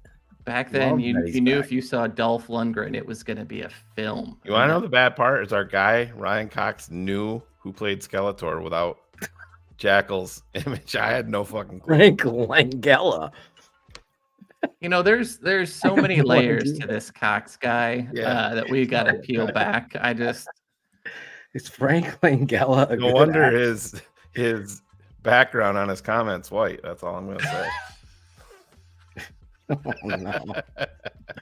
Jeff Burton, He just $10. punched the wall of it. He just punched a hole in his wall. People say Caleb isn't worth drafting at 1, but in the same breath say we can get 3 first-round picks, trade the pick. So Caleb's worth 3 firsts to you, but not worth drafting. Both sides of their mouth. Exactly, Jack. And that was one of my early rants here. It drives me insane. It's not very difficult, but we make this stuff difficult. I don't know why it's difficult to get his what he wrote here. Kamen Rider Ra. Please put what you were saying so we can get it up for you. I don't know. Yeah, you can get that drop in there, Cameron Ryder. Darius Scott, there's 100% chance that Justin Fields is gone. 100% chance. Cars is dropping. Wait a minute. Hammer. Wait a minute. This changes everything. He knows. Hold on. I haven't said. He know. Oh, that's moving people. Too fast. He know people. I know people. Yeah. He's gone. I mean, I do take people seriously when they drop the fucking W off. No, I don't even fuck with that shit anymore. So clearly he knows. I mean, he dropped the whole fucking letter off that. So, god damn. Guess I know people. Yeah. I wish he's. Yeah. I mean, again, you don't. There's no way they were going to come into this with his third offensive coordinator in 4 years, his third quarterback coach, a whole new offense. You're not going to take that shot with him. You're just not. And we'll see. But when it happens, it's funny. Phil and Shane. When it happens, when he's gone, yes, no one will sit here and admit anything. Right. If Justin stays, the three of us will be up here talking about it and taking ownership of it and talking through it. But everybody else, it's like, hey, you don't know, doesn't ever have to face a firing squad like this. Doesn't sit in the live chat where they take it and talk through it and own up to it. So it's always easy to be on the other side, but he's gone. I'm actually glad Jamal brought this up. I'll address this part. Guys, it's a social media team. They're doing it for it means absolutely nothing. I also want to add that the social media team has sucked for years. Absolutely. Well, they got to get stuff out early, right? So the videos that could have been produced in November. Exactly. Right? Exactly. Right. It It's could have just been like the promo for London. That shit was done. That shit was done in like October. Yep. They ended up saying when The Ravens versus the 49ers script for the NFL. Oh, sorry. Yeah. That didn't happen. Oh, right, because Baltimore. I apologize for that. Baltimore obviously got a refreshed script, so that they did. I did see a conspiracy today. The guy, the mentalist that was in. Yeah. Did you see this guy saying? Well, he talked to what's his name? He's been around to almost all the NFL. And he picked the Super Bowl Jets versus 49ers. But he was not, if you listen to what he was wording, and this kid is saying it, he's talking to the dude on the Chiefs now, Mecole Hardman. Yeah. So he said Mecole Hardman's team, didn't say the Jets, 31, 49ers 28. Didn't we do a promo, by the way, with Roquan? Yep. He promoted the orange helmet. Yeah. Yep. Roquan promoted the orange helmet, was traded before he wore the orange helmet. Yeah. Oh, did he wear the orange helmet? Might have. He was traded on Dallas. Weren't they all in orange? That was his last game in Dallas. That. Yep. So isn't that the one he didn't? Isn't that the game he didn't show up to? Too, like he was there, but he took a picture with me and he left. That was it. Fuck it. They let anybody on this fucking field. You probably made more plays on the ball than he did that day. Put your chat thing in there. R.I.P. Jesse Jane. I don't know who is Jesse Jane. Well, considering this conversation and its corn planter, I'm just going to assume it's a female porn star. Yeah. So, okay. Yeah. In the Canales book. It might have been one of the Canales' conquests. Who knows? I love corn planter. Let us know, Jesse J, if it's one of your family members. I don't want to be making jokes, but God, R.I.P. Jesse. Speaking of corn planter, there he is. Of course, Wendy didn't like the TTNL sign. Yeah, come on, Wendy. Jesus. He couldn't have made a better sign. Oh my God, Philip! Did you see that cheap sign in the stands shouting out your network? As the winning field goals goes through, yes. Let's be honest. Phil wasn't going to 4. say anything till I called Wendy out live on air the next. Oh my God, night. it was so funny when you did. Bears fan reminder said. Yeah. Oh, What a it was a surprise. porn star. Porn star and a drug overdose. That never happens. God bless. R.I.P. Wrong Jesse. place, wrong place, wrong time, cars. Creighton C. Bear fan reminder said every Bear fan at the time. This McNown is special. Oh boy. Sexy Rexy time. Woohoo! We got Trubisky. I was sick. Orton is the next Montana. Here he could jump out of a pool. Oh my God, we need him. Just a gentle reminder, he says. I mean, I cried when we drafted Trubisky because I remember being at my friend's wedding rehearsal and we traded up and I'm like, here we go, Deshaun Watson. I'm like, we're you know it was Watson. Worse. You know it was worse. I was with Lauren Cox on the phone. There's still a clip out there. The Bears moved up and they broke in. Ian Rappaport comes on live and he goes, the Chicago Bears, and they're moving up for Solomon Thomas. And I'm like, I can remember being that was at the my original draft party. belief. I took my fucking hat and I threw it across. I'm like, you gotta be fucking kidding. They're moving up one spot for a fucking defensive tackle that's not even special. Oh man. I God, thought Solomon was going to be better than he was. I really did. Yeah. I mean, he was a nice he's player. A journeyman. I never saw anything special that said top 2. I mean, Mike Haynes. Myles Garrett, and then you're going down to Solomon Thomas. I mean, that's a. He had the Michael Haynes tape. You know what I mean? Yeah. Like, you're manhandling guys. That's not going to work at the next level because you're not that strong. Oh, hey, look, it didn't work out at that level. Who knew? He didn't love the game. No. Yeah. No. If Urlacher says move on, you move on. That motherfucker's scary, Shane. Says Mike, $1.99. I hear you, Mike. I think Darius gets the vote for the dumbest fucking commenter so far. Bryce Young's size. Bryce Young is larger in the lower half than maybe he's talking about. We were talking about where was or that? Maybe Darius is talking about something different. Bryce Young. It's in the chat. Bryce Young. Where's right here? Yeah.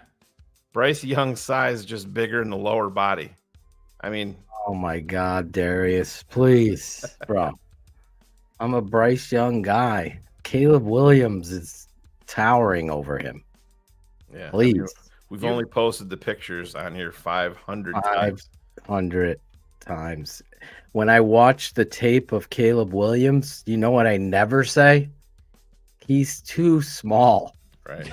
I've never said that. No fucking person that ever's watched football has said that. This is another shenanigan that has been drilled by these fake former scouts in the NFL. Look at Jeff Burton. I'm proud of this guy tonight. Dropping fucking hammers in the chat. What is this? Bryce? Who was that? That was Caleb wearing number 9. Ended up wearing number 13. This is him in high school. Look at him. Yeah. He's small. When I see that, I see Bryce Young right there. Yeah. You know where Bryce Young is? He's on that little logo right there on the jump man. Yeah. Bryce Young never had pythons like that. Perfectly timed by Jackal or Cherie, whoever put that picture up there. That's a Jackal. Look at him doing shit. It's so honorable to be on here. He's bad, man. I fucking love this guy. Every bad shit Shane said about him, he's got to take back. Drew Black, tied out. Even senile Gabriel reported today that he's hearing. We didn't say it. Listen, we're not. We're reading a super chat. That is not us. Saying a few, what's F front office people want Fields gone. The most staunch Caleb Williams hater is now doing an about face. Hashtag TTNL. In fact, Shane shared with me a tweet by Greg. and it's from September of 20. It wasn't a tweet. It was a breakdown of it was him breaking down Caleb. But in his defense, he said he found out a couple of months after that, he found out some things that totally changed his mind about who Caleb Williams is. And it doesn't take away what the statement that he made on Twitter was talking about a tape. Right. Well, he was talking about tape, but then he said he found things off the field about Caleb that he wasn't happy with, and he made the comment that he's not going to speak on them publicly until the Bears trade the pick. When they draft him, will he speak on it? No, he said he will speak on it after the Bears trade the pick. So he believes they're trading. But now today he came out and said that he really took a hardline stance today, Phil. He said, "Oh, wait, go ahead." Yeah, he said the Bears are trading Justin Fields, or they're going to draft a quarterback and keep Justin Fields, or they're just going to keep Justin Fields. That's what he's hearing. So he really took that hard line in the sand and was just like, they're either going to keep him like or they're Cherie not. on vacation. She's like, either I'm going to the beach, or I'm going to sit by the pool and then go to the beach, or I'm just going to continue drinking and going to the pool and going to the beach. I love all. Thank you, Greg. Thank you for that. I mean, I appreciate a hardline stance like that, where you're really putting yourself out there. They're going to do one of three things, and it's the only three things that you can do. How about this? They are going to trade Justin Fields. What say you? You say 100%, Cars. I do. That's what you said. I do. When Cars says that and Shane says that, I trust these guys emphatically. Like, I don't really get why they never wouldn't. So I'm there. I talk from the other side, and I say they have to trade him. They have to, because he'll have no value. Caleb's so good. It's an upgrade instantly. If you don't do it, let's just say you draft Caleb and you keep Justin, you're not getting anything. Well, you're not getting anything for Justin either. The second you draft Caleb, Justin's trade value goes in the crapper.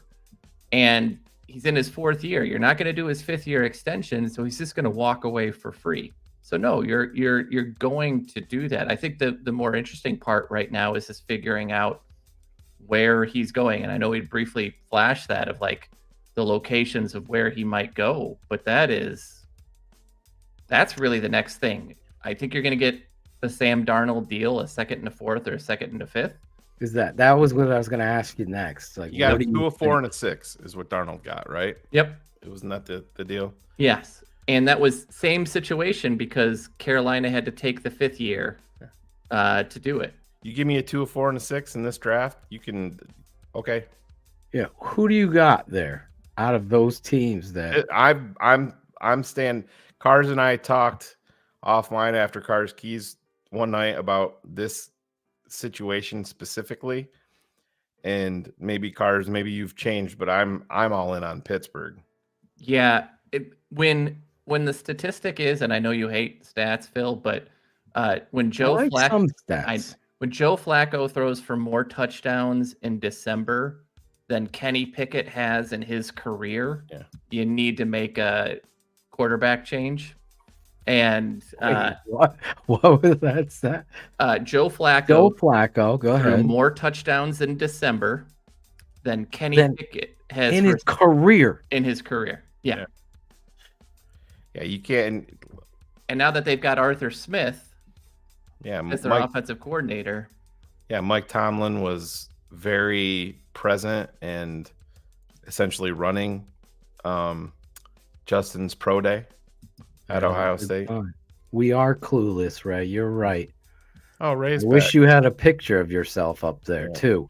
Ray likes to talk shit, and then he's like, then he sends me a DM and says, all bullshit aside, it was real sorry to hear about your kid having cancer, but you know this guy? Yeah, but now that my son's over his cancer, now Ray's back to being an asshole. So welcome back, Ray.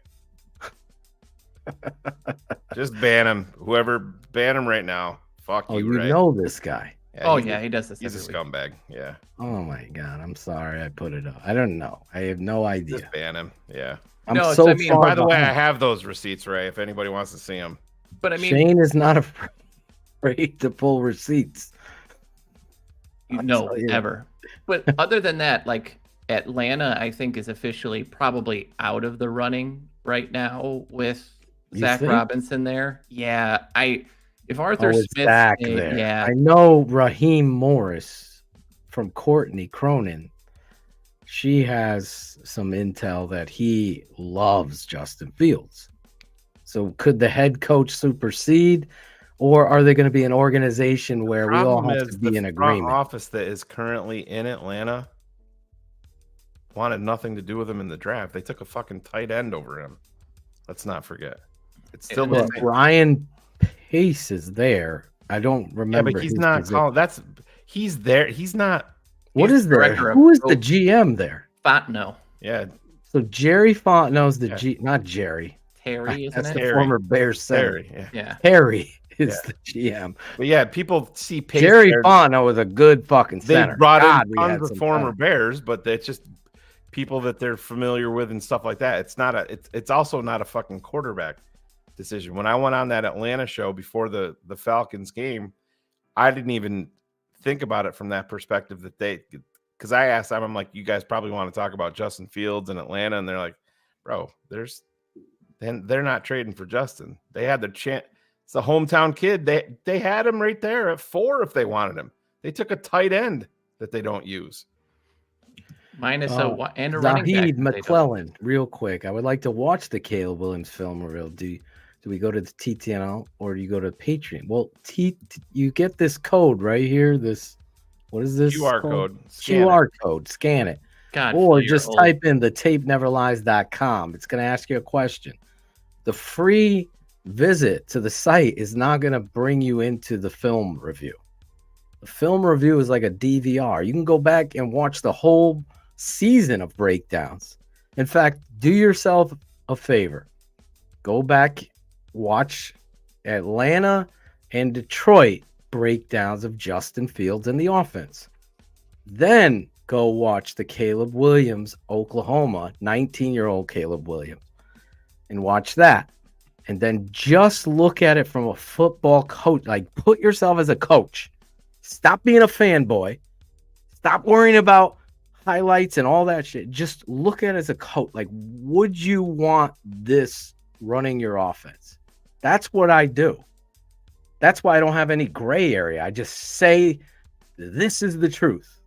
This is where it's going. And then cars can have the stats and just slam motherfuckers with that shit. And Shane will have the knowledge of like a fucking needle right in your fucking eyeball with the truth of shit. I just am going to go on my truth. Just use your phone. Go to the camera Smartphone. on your phone. Open it up. Go. Yeah, Go. Go. Open up the camera on your phone and put it right over top of that QR code, and then it's going to open up a link that you just press. I'm just happy, Phil, that you said he's going to needle in the eyeball because usually he's needling people's moms. So it's a nice. I know. I've told them, lay off the moms. I mean, Don't give people nice, ammunition. that was a I'm nice. done with Needle all the them in the moms. nose. and I'm the eyeball. I'm done with all the moms. What time you want the bitches back? Bring 'em back. I love Cherie's mom. Leave her out of this. She's bro. in the chat. She loves us all. Actually, no. She loves you. Cherie's mom's friends at work love me. Oh, there's a faction. Yeah, they know. Maisie loves you. They know he's I'm hurt. single I and met they know Maisie. he's single and ready to mingle. That's why they're on the prowl for some. Maisie gave me dap like 4 times that night. Yeah. She likes how Maisie likes cussing now. That's my Achilles heel, and so She she's likes my dad. So she likes So Shit in your hat. by the way, she takes my tablet all the time and will write me a note and will literally just write, "Go shit in a hat, Dad." So thank your father for me because that is glorious. Phil, do you want to? We're making Darius. Oh, more let's important than just he needs not. to be. Do you want to address this for the 700th time? Because Darius has a learning disability. Clearly. He was Drafted in the first round, Darius. I mean, I didn't rewrite that history, right? And so was Trey Lance, Zach Wilson, Trevor Lawrence, and Justin Fields. Now, correct me if I'm wrong. Bryce Young is a bust, according to Darius, who said this. Bryce Young threw for more yards than Justin Fields. I don't know the touchdown. I just asked Shane. By chance, what was Bryce Young? Shane went one better. Who had a better year? Who would you think had a better year? What's his name? Fuck, I just lost his name. Mac Jones. Dude from the Colts? Oh, or Gardner Minshew? Gardner Minshew or Justin Fields? There you go. Gardner Minshew, you would be right. But go ahead on your Mac. We said this. Mac Jones went into his rookie year. I didn't watch one Mac Jones tape or game. Just go with what you flow. I looked at his tape, but he threw 3,800 yards his rookie. 3,800 yards his rookie season when he had competence in offensive coordinators and some surrounding talent. Ask any Patriot, and I live here. Every one of them, except. So out of 10, I'd say 8 would be like, they did Mac Jones dirty. They gave him nobody. You want to talk nobody? Go look at the Patriots. They took his second year. They took Matt Patricia, who had been a defensive coordinator his entire life, and made him offensive coordinator. Right. Can't believe it. Darius, we didn't say you said Bryce Young sucks. We're talking about in general, people that just say, oh, it's over because he didn't put up elite level numbers. Now, Phil was higher on him than I was, and that doesn't mean that his story has been written whatsoever. He's 1 year. Right. 1 year. He did what nobody said he would do. And I'm talking about Bryce. He stayed healthy. Yeah. That's the biggest exactly takeaway. Surround him with a good. I mean, who did he have? That fucking old ass Adam Thielen. Their old line was 20 times worse than the Bears. They gave up 20 times. He got hit. He got sacked 60 plus times on the year. No running game, no wide receivers. And to your point, he missed one game, I think, because he only played 16. But he still threw that one game. He's it was throwing 11 touchdowns for we that. Haven't got to them all yet. We're getting to them. Always get to everyone. We got a conversation. We're going to get to every super chat. We're just addressing Shane. I say, let's address all the positive shit. Fuck all these negative. Like, that's all you do is live in your mom's basement or in your own house, and you live a negative life.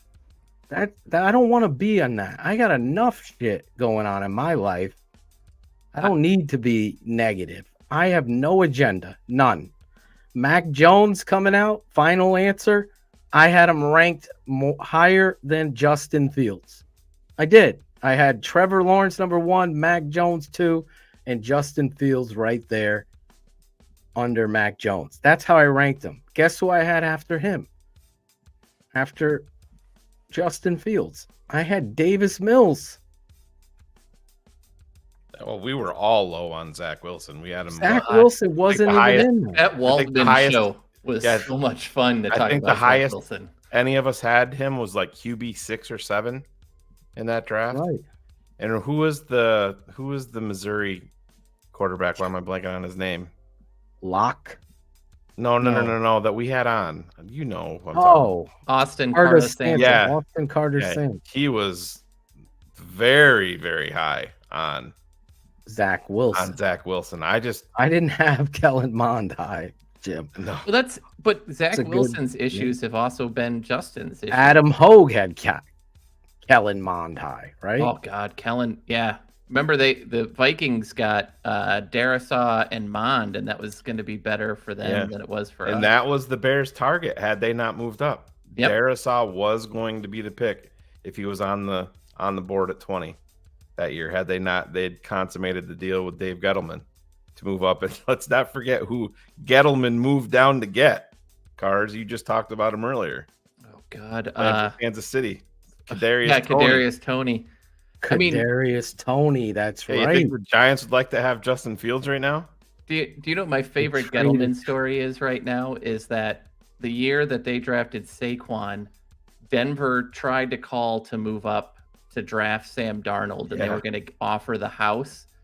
And Dave Gettleman was so locked in on Saquon that he refused to even answer the telephone. That man is a damned national treasure, and I am forever grateful he's not our general manager. That's the thing. I don't give a We shit. put up the classes stats. So Trevor, Zach, Justin, Trey, and Mac Jones and Davis Mills. Put Kellen Mond for Adam Hogue. Where is he now? Is he even in the league still? He was with the Browns for a minute. Yeah, he was with the I Browns. don't know if he made it. He's on the Colts now. Yeah, Colts Is he? practice squad, and then I think they brought him up. Yeah, he's bounced around. Kellen Mond reminds me of that Giants quarterback Davis Webb. Adam Hogue had the Bears Davis trading Webb. up into the back end of the first round. Yes. To draft Kellen Mond. Oh my God. Jesus. And again, back to here's Zach Wilson, 6,293. So Trevor had 11,000. Fields. That was last year. No, that's last year. I need Fields' career. I want to see his career so far. I was going to say, wait a second. Yeah. I don't look at stats, honestly. It was a brutal draft. Like it 6,000. So Zach Wilson, 6,293 with 23 TDs, 25, and Justin Fields, 6,670 for 40 and 30. More touchdowns. And those touchdowns passing? Yeah. Can you? Those are passing touchdowns, and then he's Okay, gonna have good. to what does he have? 8 or 9? Or I would gotta have more than always, that on top. I would always think Justin has a bunch of rushing touchdowns. It's not as many as you think. Yeah. It's not as many as I thought it would be. So and now 14 Kareem Davis Mills and Mac Jones. And didn't Zach Wilson sit out a whole season? Or sit? Mac Jones, 46 and 30. We're seeing a pattern here of 10. I mean, there's the hardest thing to understand is when you're in that third tier of quarterback, which is where Justin is right now, you need to have the supporting cast. Look at Detroit with Goff. That's what you need to do. You need to have the right players around him to really make him go. The dead giveaway for that is, hey, Phil, you were ranting about it earlier. All we need is a center, another guard, a left tackle, 2 wide receivers, maybe an additional tight end and a running back, and then we've got something. And then the second that one of those guys gets injured or they fall off the map and they regress, now you're looking at the quarterback like we've got to rebuild the room. It's my biggest complaint against Jared Goff. When St. Brown is injured, that team is not the same team anymore. Yeah, that It's guy's always like been a the way. Steve Smith sponge for the football in the big moment. It's the guy you want to go to. And so those guys are a tier 3, meaning you don't win consistently with them. You need the proper group around them to make them look really good. If you can't upgrade or don't think you've got a shot at an upgrade, yeah, you sit down and stay around that. But if you have the ability to go get a tier 2 guy, or I've said a couple different times, to me, there's only 2 tier 1 guys, and that is Mahomes and Burrow. And then I have Allen and like Stafford and a couple other in that tier 2. Those tier 2 guys keep you in the playoffs each and every year, no matter what. And those are the guys that you look at. And to me, Caleb is that. I'm going to be really interested to see how the same basic line plays with an extra wide receiver as compared to needing to replace, 3/5 of the offensive line and 2 wide receivers. You're going to walk out with an offensive player in him, and it's going to be better. Please clip what he just said. That should be, because that you articulated exactly what I say sometimes when I'm driving in the car that I want to remember to say on the show. It's like, I get so fired up with the finger pointing of fans saying he doesn't have weapons. If he only has a left tackle, a center, a guard, another weapon at receiver, got to get him MHJ. Let's trade down. We're going to get him a new defense too. Everything. No. This kid comes in with the same scenarios, and all of a sudden, wait a second. Now the written excuse will be, well, there's a new OC. That's what it was. And it ain't. The talent, to your credit, to me, honestly, I'll repeat it again. He comes in mechanically, structurally, decision-making, the ability to throw in layers. We were showing you the ability to drop just... Yeah, the layering. He's 19 years old. He drops back to pass, and he just takes all of the wind out of his throw and just dumps it down to a running back who can catch it and turn up there's no wind up tap and firing a ball at somebody. There's just ability to change up your structure. Then he's outside the pocket. And I said to Shane, I'm like, I'm not changing this because he does it so well.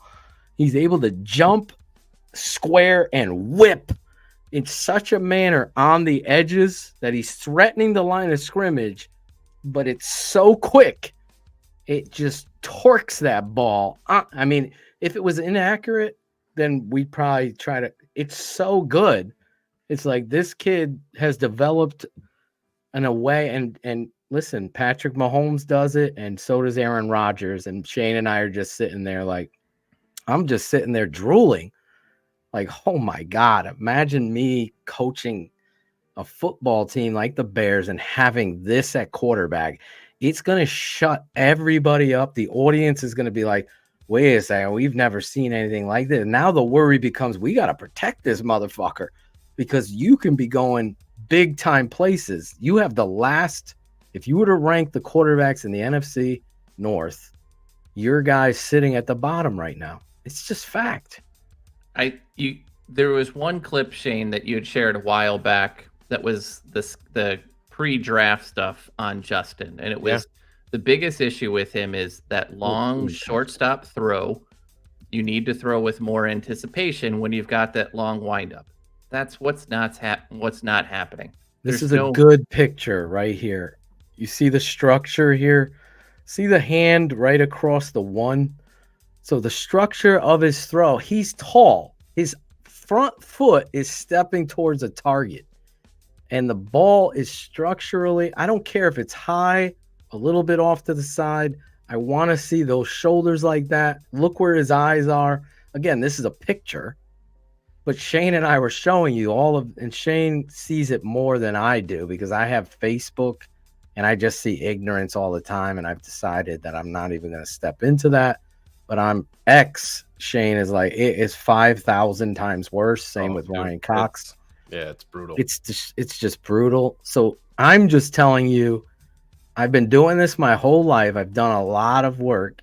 And to Carr's point, we sit here and put our name to it. So you can attack me and manipulate a narrative. I'm Mac Jones. And fine, whatever. You don't talk about Josh Allen and you don't talk about the things I've said that were right and all the things Shane has said right. And Carr, you don't do that. I mean, some of you do. I'll give the fan, there's, again, I don't want to focus on the Jackal sure as shit doesn't, I'll tell you that. Jackal hey, sorry. me. It was like, bro, that fucking Caleb Williams breakdown is a fucking, because Jackal was one of those guys. Like, don't you think we should keep Justin? I just want your opinion. You know how Jackal is. I'm not saying. And I'm like, no, it's not even I go, Jackal, I'm going to destroy anybody's narrative. You're going to have frauds out there saying this kid is not good and this is why. And they're going to show you 3 plays. They're not going to show you 65 that say he's great. They're just going to show. And I'm just showing you the tape. I even said for our patrons, Cars, pick the game. You want the Notre Dame game? We'll break it down. The all 22. We ain't going on with stupid ass people showing highlights. We're going to show you the coach's tape of Notre Dame versus USC. And you're going to see somebody who said he sucked. And there's no doubt he made some bad throws in there. And then in the second half, he puts everybody on his back and he made Notre Dame fans nervous. Why? No one's talking about that. They're just looking at the 3 interceptions. Guess how many interceptions he had on the season? He had 5. 5. So he threw 3 in one game and 2 the rest of the 3 and 1/2. 3 and 1/2, Right. rather. 3 and 1/2 in one game. Sad. I don't go subscribe to narratives. I ask people, please don't send me some shit boys analysis that is going to flip-flop 2 weeks before the draft when he knows the Chicago Bears are taking Caleb Williams. And you know what? Look at this Caleb Williams, guys. I've been saying it for 2 weeks now. That's what, and people fall into that. It's sad. Meanwhile, Cars has been since October. Shane, it just drives me insane. I want to see where Darius is in 2 years. Are you coming back here? Fuck, I was fucking wrong. Put me on the show. I want to apologize. I wouldn't even acknowledge it. He ain't gonna do that. You know people. I mean, fuck you. If he drops the O off that dude, we're all fucked. He already got rid of the W. We don't need him dropping the O. But this is a good. This is the best one. Hold on. Look at that, Shane. The only thing it wasn't was a super chat.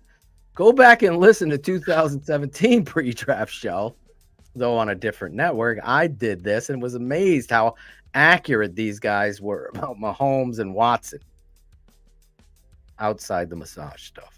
But where was Thank that? you, Jim. That's what I'm saying. There's a positive. Can we focus on positive? Who would you guys take at number 9 between Olu? I would take Olu. You take him over Adunze? I'm taking an offensive tackle, man. I put that higher on my priority. I can get you receivers. I've proven it. Right. No, I get it. And I have all.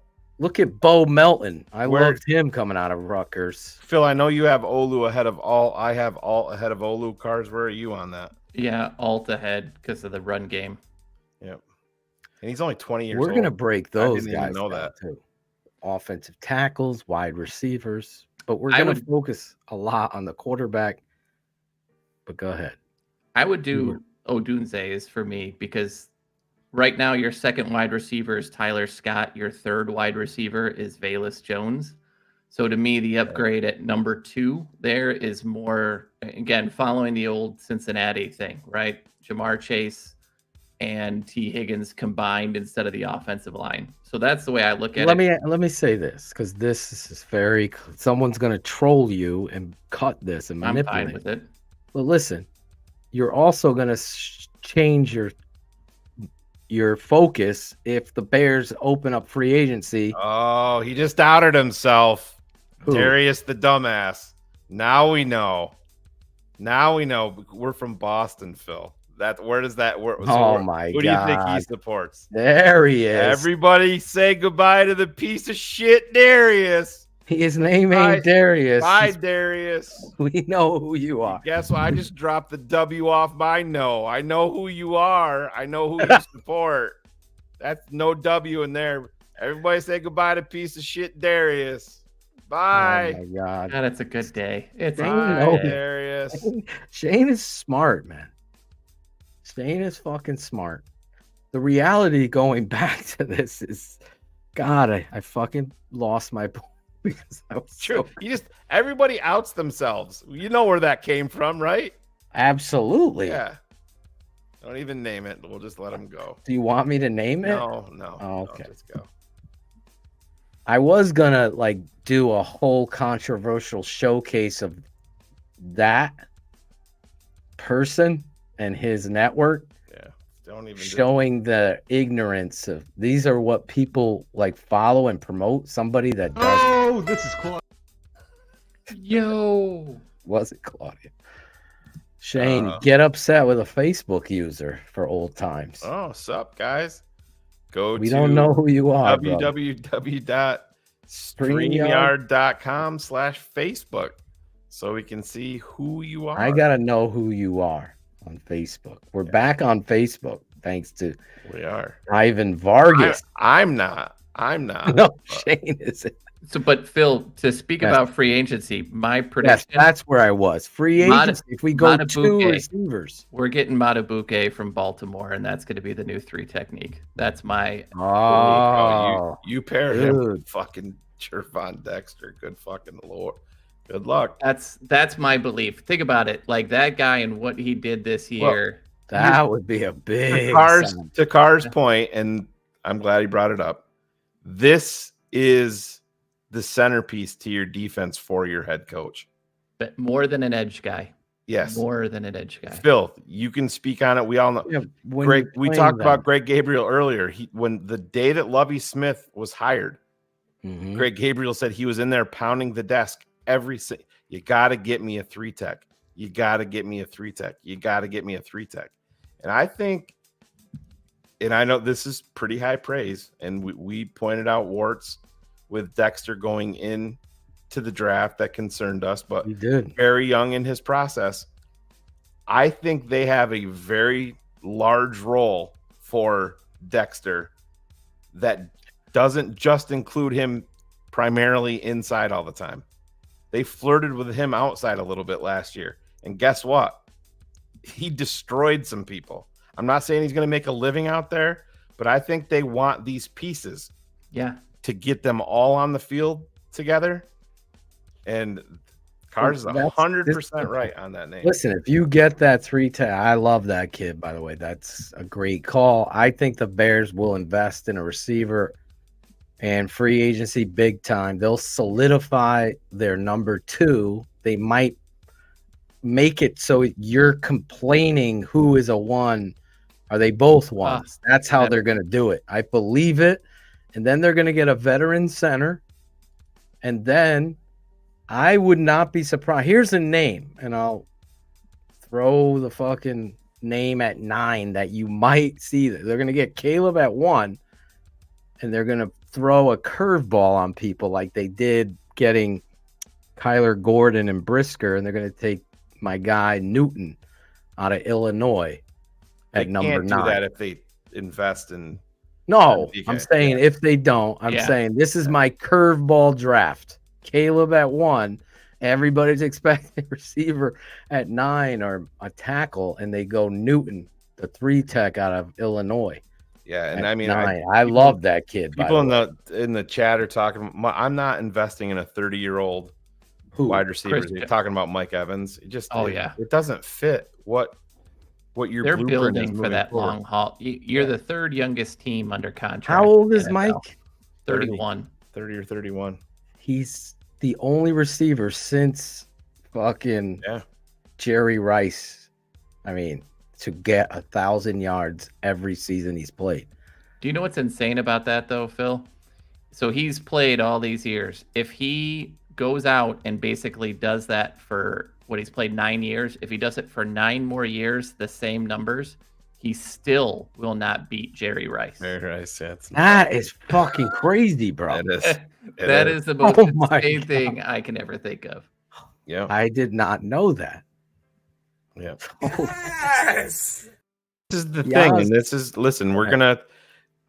we've been draft heavy, and we're gonna draft mob is gonna be starting next month at some point, and we're gonna be getting into all that, but we can't forget the free agency is before that. And guys, I know Cars and Phil know this, but don't forget the Bears have a lot of money to spend, and say what you want, they have an idea.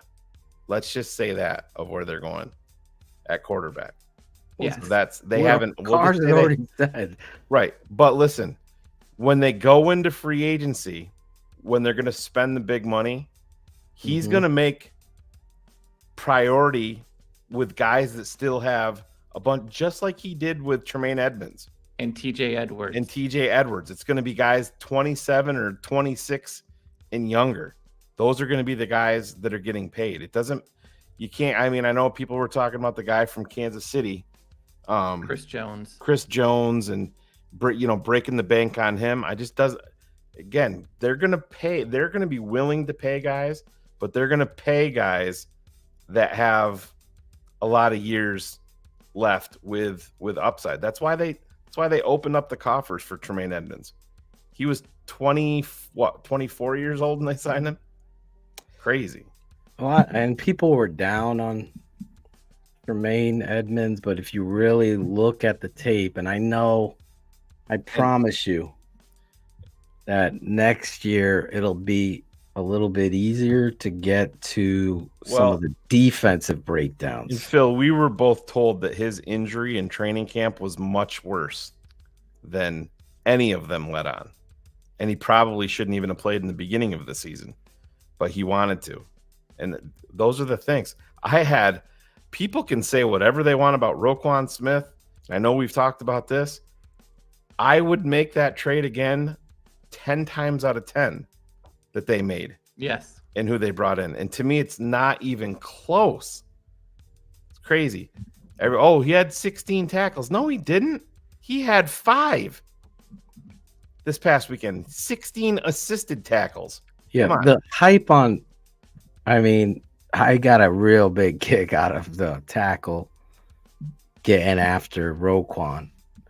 I know we're not talking much about the playoffs, but I wanted to say, the Baltimore Ravens went out there and did the opposite of what you do and what you've done all season. You tried to go out there and be bullies and got away from your personality and the structure of your offense running the football, be bullies that way on the field, bullies.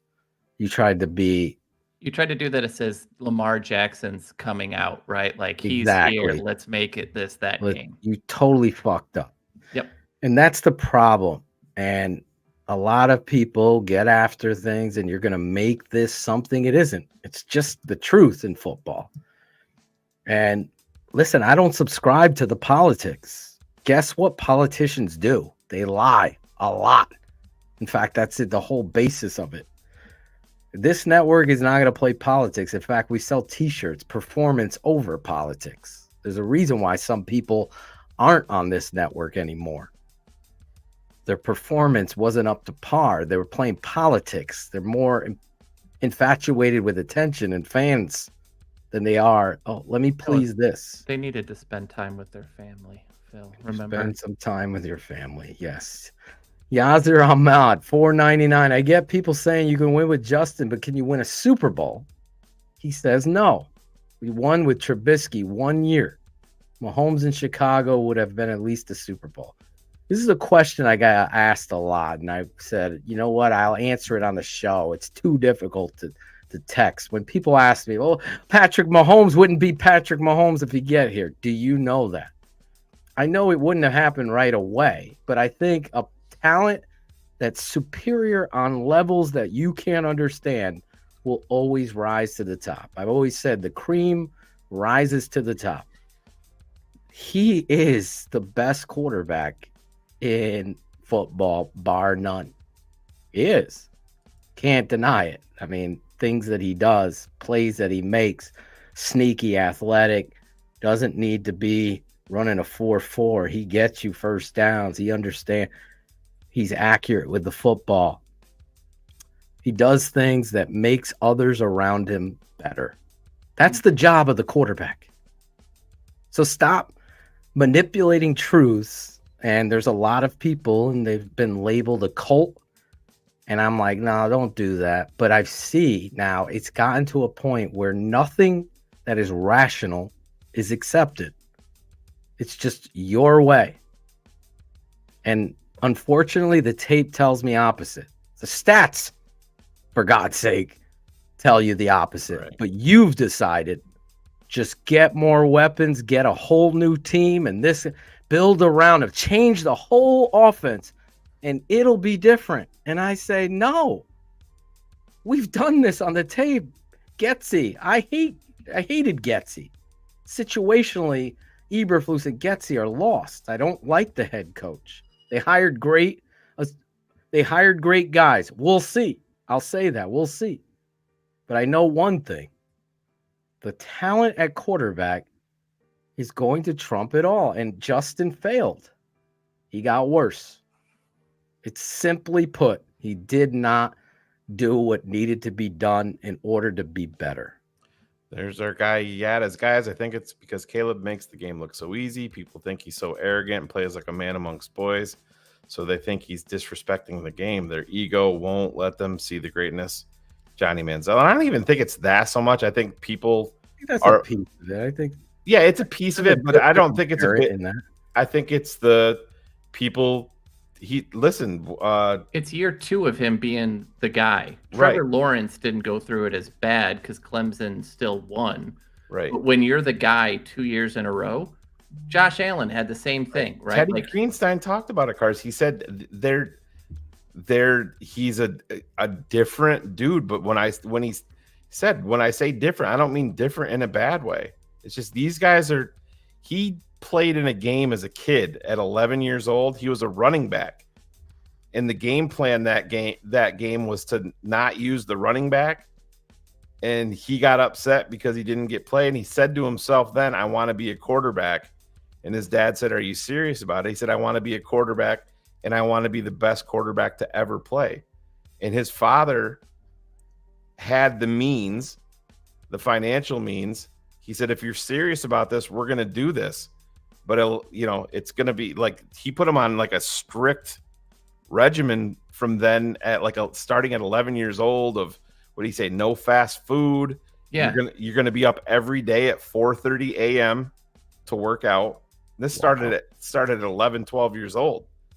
And he bought in, and they do have a different outlook on a lot of stuff, but they take this very, very serious what they do. The proof is in the pudding. I mean, my God, Dan Marino had the greatest release. Oh my God, that thing was so incredible, so fast. It's uncanny. I'm telling you, I'm like, did I just I was getting excited, and I put this fucking tape together, but it's exciting to share it with an audience that hasn't seen it, because I'm coming at it from a coach's eye. I have no agenda. It's like, this motherfucker just did that. Do you know how crazy that is? Like, that's real legit talent. And when you have Clay like that, it ain't Jeff George. I'll tell you that. God, that's just dumb. He's still one of the ones that you always wonder what he could have been, because it, much like Jay Cutler, so many talents. So many talents. Waldman made the comp. He didn't say he's Jeff George.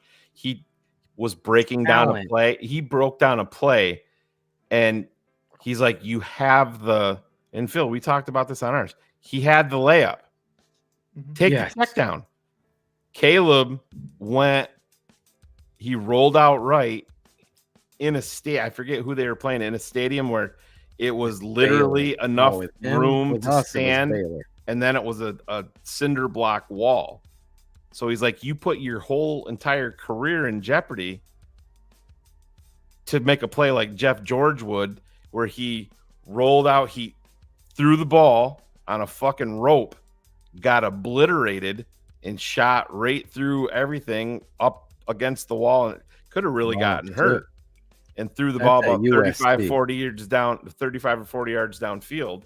So that's where he was making that comp. But that's the thing. Listen, survive to fight another day. There's nothing wrong. The guy that you're checking the ball down to is in the NFL for a reason also. Yep. Let him go make a play. Exactly. That's, he did that. There's moments he does that. He gets caught in it. When you're facing a team, when your defense is giving up 34 points a game, everybody in the stadium knows that Caleb Williams is going to be throwing the ball to keep his team in the game. Exactly. I mean, and bro, it's so disgusting. Like, I literally a month ago, I don't know if you saw me, Cars, but on Facebook, I just went on a fucking rant. I'm like, to tear this kid down and not know him, to tear him down the way he has been, is a disgrace. He's a kid in college. It's a whole different battlefield for college football players. They're getting paid. Guess what? What would you do, old man, sitting in your fucking couch, if you got paid $4 million by Dr. Pepper? Would you fucking put it in a bank, or would you buy a nice car? Would you you're 19 years old. We're not gonna kill the kid. Meanwhile, these dudes are rolling up in Maseratis. Fucking Tariq Cohen had this fucking mini Batmobile doing pull-out. These are kids. That's what we gotta do. Yeah, he especially when they're in college. By the way, did you know that? Yes. He almost flipped that at Olivet Nazarene. He almost flipped it. That's why they were so pissed. Yeah, said no more. But this kid's in college, and I see trolling him. Yeah. On the fact that he has a car. Let's rip through these super chats so we can get out of here by wrap out 11. Gary Kadishon, our guy. Gary, thanks for fighting for Caleb. I think you guys are the only major Bears channel calling out the bullshit, holding Justin accountable. Caleb will prove himself. Caleb 2024 TTNL will be right. It's not even about being right for me. I don't give a shit. I've been wrong plenty. I just want the Bears to be You want what's best for the Bears. That's why when you say that there's a narrative, my narrative is I want the Bears to win. And win consistently. Right. Not this win 10 games and then fall back. Right. That's what you do when you do these things. I want a decade run of 10 plus, averaging 10 plus wins a year for a decade. That would make me so happy. Yeah, this right here. Something is wrong with people's TV. I clearly see the better quarterback. Caleb scrambles with his head up, and that's great point. Thanks for bringing it up. And I'll speak on it, Phil, because like I said, we talked about it. My life. The breakdown. Cap called me last night, and we were talking about different things, and he wanted to see Phil's breakdown. And I said, Cap, when you're watching it, when they're going RPO, don't look at his feet. Don't look at his hand. Just look at his head. Watch his head, because it's like on a fucking gimbal. You know what I mean? Chaos around him there's all this chaos around him, and his fucking head is up looking where he needs to go. And this is the separator. And this probably somebody in the chat will come after me, and that's fine. When Justin can make plays with his arm running. But most of the time when Justin runs, Justin is running to run. When I see Caleb rolling out or running, he's looking to throw every time. Every time. And that is on tape. It's not, I'm going to go 60 here with my legs. He's done it. He's done it, by the way. Right. He can do it. He did it in the first game of his career. He did it on Texas. He did it on Iowa State, and he did it on Kansas. He can run, but to Shane, and this is good by him as well, because the eyes are down the field. And I think the most impressive thing is his ability to mesh fake. And I talk about this with my son. Right. And if anybody on TTNL, you could check out the highlights that, Shane's like, can I put this up? And I was indifferent because I'm the coach of my sons and blah, blah, blah. And Shane's like, stop being a dick. This is a mate. This is a kid. I would go over and over the important. Don't rush out of there. Pacing. Pace. The mesh fake. Give the fake. Like, this kid's stay with it. Every time I could keep drilling it. And the kid gets out of the pocket, gets to where and throws the football. And he's 9 at the time. Justin Fields gets lazy. No mesh. Caleb Williams, every time, every play in the 2-hour film study, gets down into the mesh. His head is up, as Shane is talking about, and he's looking downfield. If he's giving it, I didn't even show the amount of times that he gave with the right read and the running back takes off. I didn't even put that in the film because it would be over and over, because now they're worried about him pulling out. We really need to do a patron-only show just showing passes to the flat. Yeah, you can. Justin versus Caleb. Oh, the head is up every Cars, time. you know where I'm going with that. It's night and day. And that's going to be a big part of what Waldron does in this offense. Oh, it's what was the depth of drop? Waldron versus Getsy cars. It was like 7.2 versus 9.6 or something like that. Yeah, and the use of the middle of the field. Yeah, and you're right, because Seattle's wide receivers, there's a lot of overlap to what they did. So they did a lot out to try to open up the middle to get something big down the middle. Big chunks where we've never. How many years? Same with you, cars. Just hit the tight end running through the seams. Oh God! If I ever see a team route that like 3 weeks in a row, I'm gonna lose 3 my weeks mind. in a row. That's It's never happened for the And Bears. Do you remember the Marty Booker 3-touchdown game from Jim Miller? I think they were playing. Was Minnesota. Was it Minnesota? I thought it was against Tampa. They're But playing anyways, Minnesota. He threw for 428 or some shit. Yeah, it was crazy. But that I always remember, and I have the game someplace. I'll have to look it up. Maybe I can put the clip up for patrons. Marty Booker runs down the seam and gets fucking obliterated. But he had those big ass mitts, held the ball, and it was a touchdown. When was the last time you saw that for the Bears? A deep, I mean, maybe the there was one Chase with Claypool Atlanta, versus Tampa. Atlanta when Cole Kmet one-handed that one. Yeah, but that was remember a down the middle seam route. But wasn't that a seam shot on Chase Claypool in Tampa? That was a hell. All props to Justin. I mean, that was an anticipated throw, and it was. I mean, it was dangerous as hell. It could have easily been picked, but he put it on it was a fucking dot. But again, Phil, how do you attack a cover two? That's I mean, we used to hear layers are gonna the layered throws, the layers, but attacking down the you seam. want to get that seam because once that seam, that opens that window on the outside where you want that safety has to stay home. He's got to stay sound, and the Bears have not done that. I remember getting all excited about Ryan Wetnight catching 2 seam balls in a row. That's how long I could think that the tight end became effective in the seam for the Bears. We talk about slants. There's a fucking play at Oklahoma where they set it up, and it's a great zone beater and you could watch it, and you could cars. I was like, I think Shane got out of his seat at that point. It's just like he meshes, boom, and it's a fucking slant to Stoops kid right on the dot. And it's just so quick, but the mesh is completed, cars. Oh yeah. And then he stands tall, boom. And it's like, and it gets better at USC.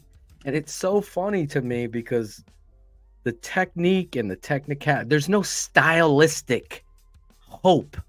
This kid could play in anybody's offense.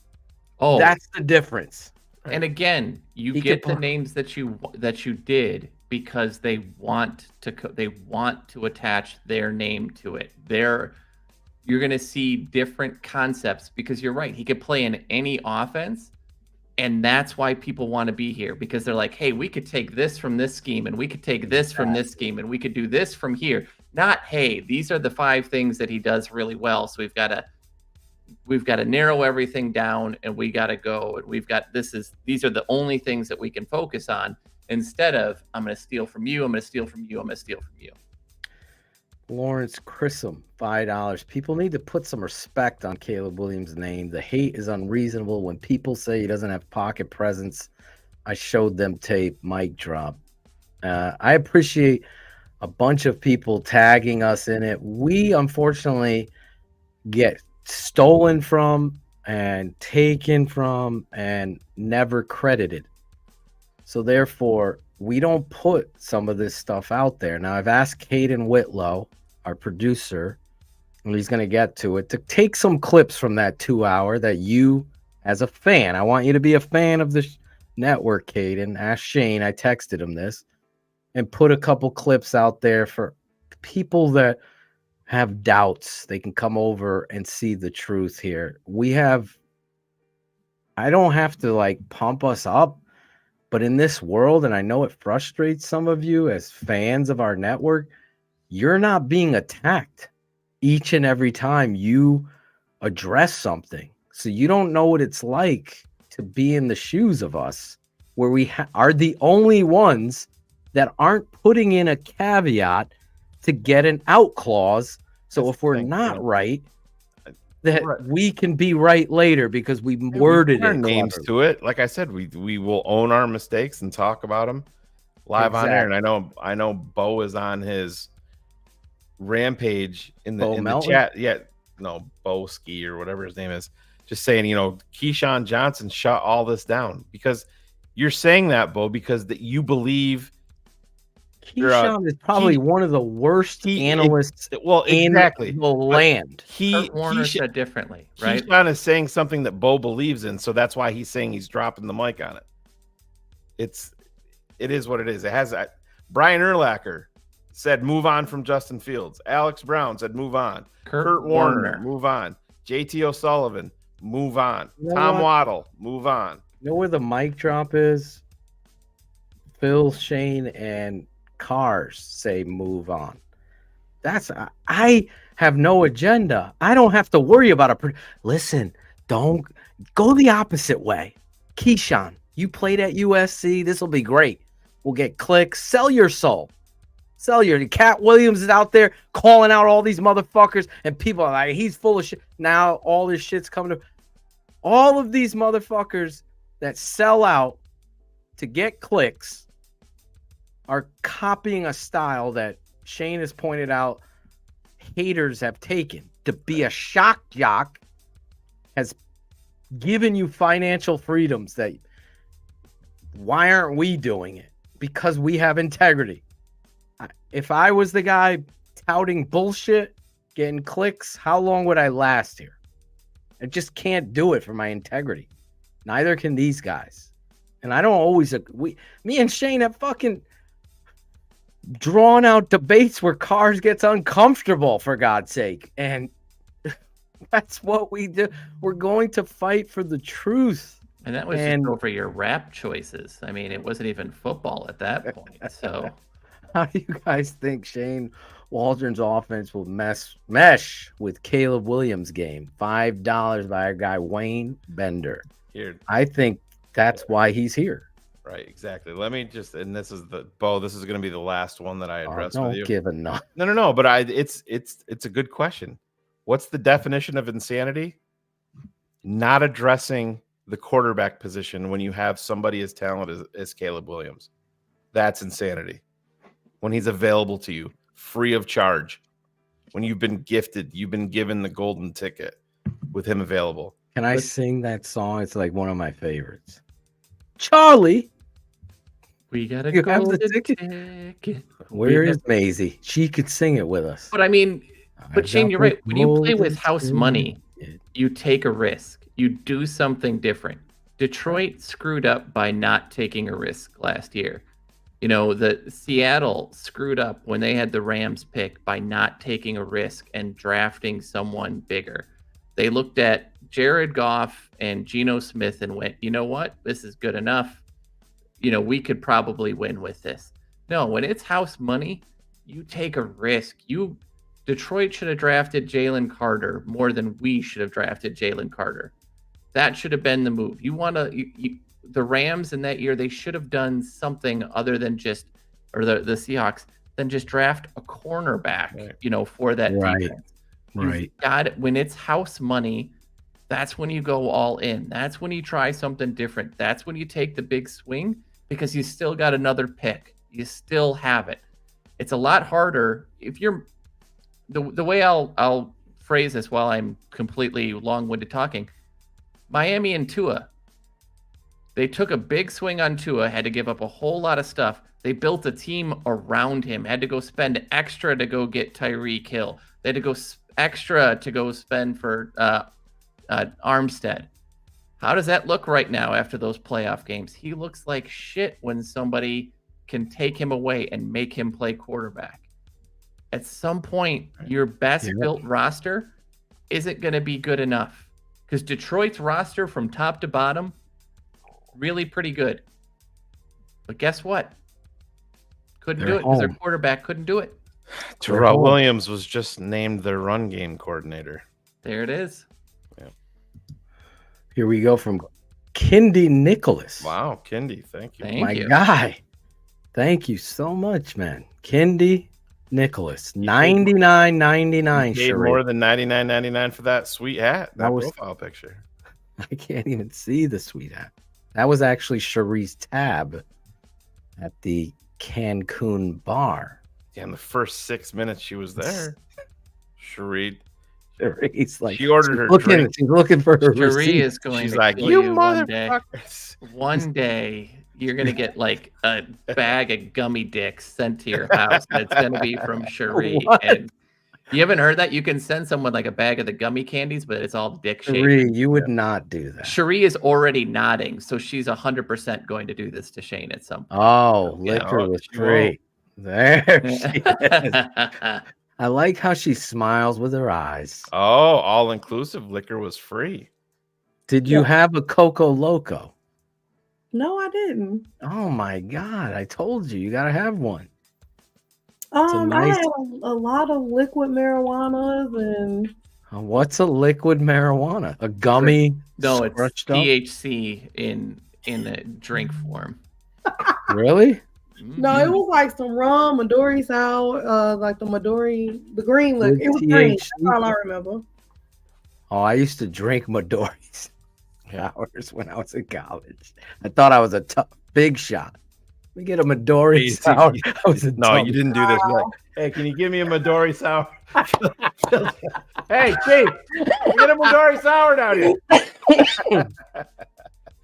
That was well played. But Kindy, thank you. The only channel that keeps it 100. He's supporting us, and I support you. Thank you so much. I got to see. He's got a suit and a hat. Is he at the Kentucky Derby? Where is he at? Please, somebody get a screen grab of Phil putting on the glasses and leaning in. Wait, we're that freaking old. Steph underneath the desk again. Screen job. Sorry. Last time we did that, there was a pack of peanut M&Ms under there for him. Exactly. That's what we're gonna call it. Absolutely. Look at Jackal. Screen job. Listen, screen job. I'd take one of those right now at this point, dude. Anyways, Mike, $4.99. We can build around Caleb, but the team trading for him would have to give up 3 years of assets to get him. Chicago is the best landing spot. Yeah, listen. You take the best player available, especially a quarterback. And without to me, doubt. It's Caleb. Wayne Bender is back. Should the Bears trade down from 9 to get more picks? It all depends on. It's how you can't. In theory, trade. Everybody wants to trade down. It depends on who's available and who's. Listen, if you're moving down, it's very likely going to be that somebody's coming up for a quarterback.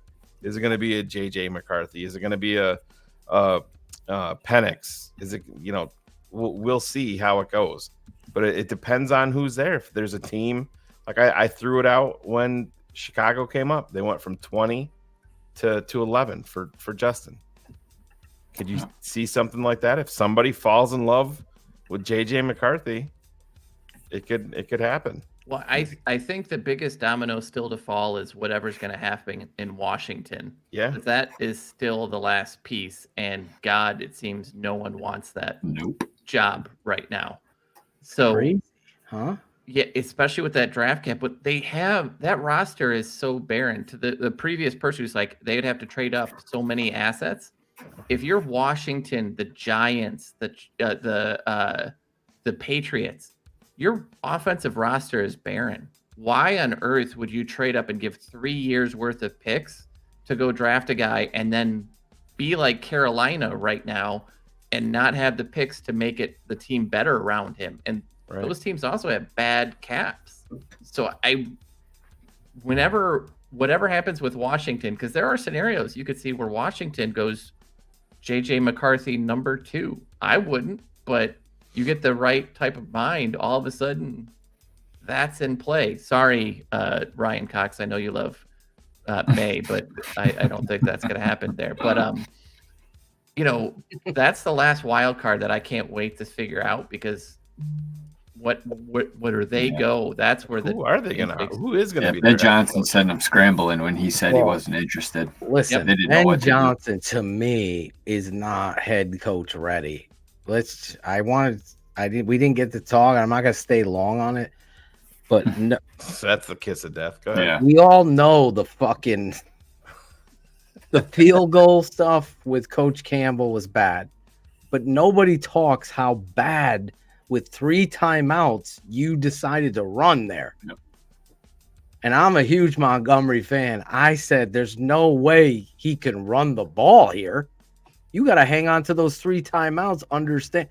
Yeah. Nope, you ran the ball. Yeah, that was the dumbest play call. I mean, that's Matt Nagy level of stupidity beyond. Like, right then and there, you fail as a coaching candidate to me. Like, exactly. Oh, I just had to get that off my chest. It was like I was actually rooting for the Lions. I couldn't actually believe it. I was like, you know what? They've never been the coaching malpractice, and that game was bad. Anyway, Mr. Engel, we kind of addressed this a little bit. Mr. Englewood, $5. Thank you.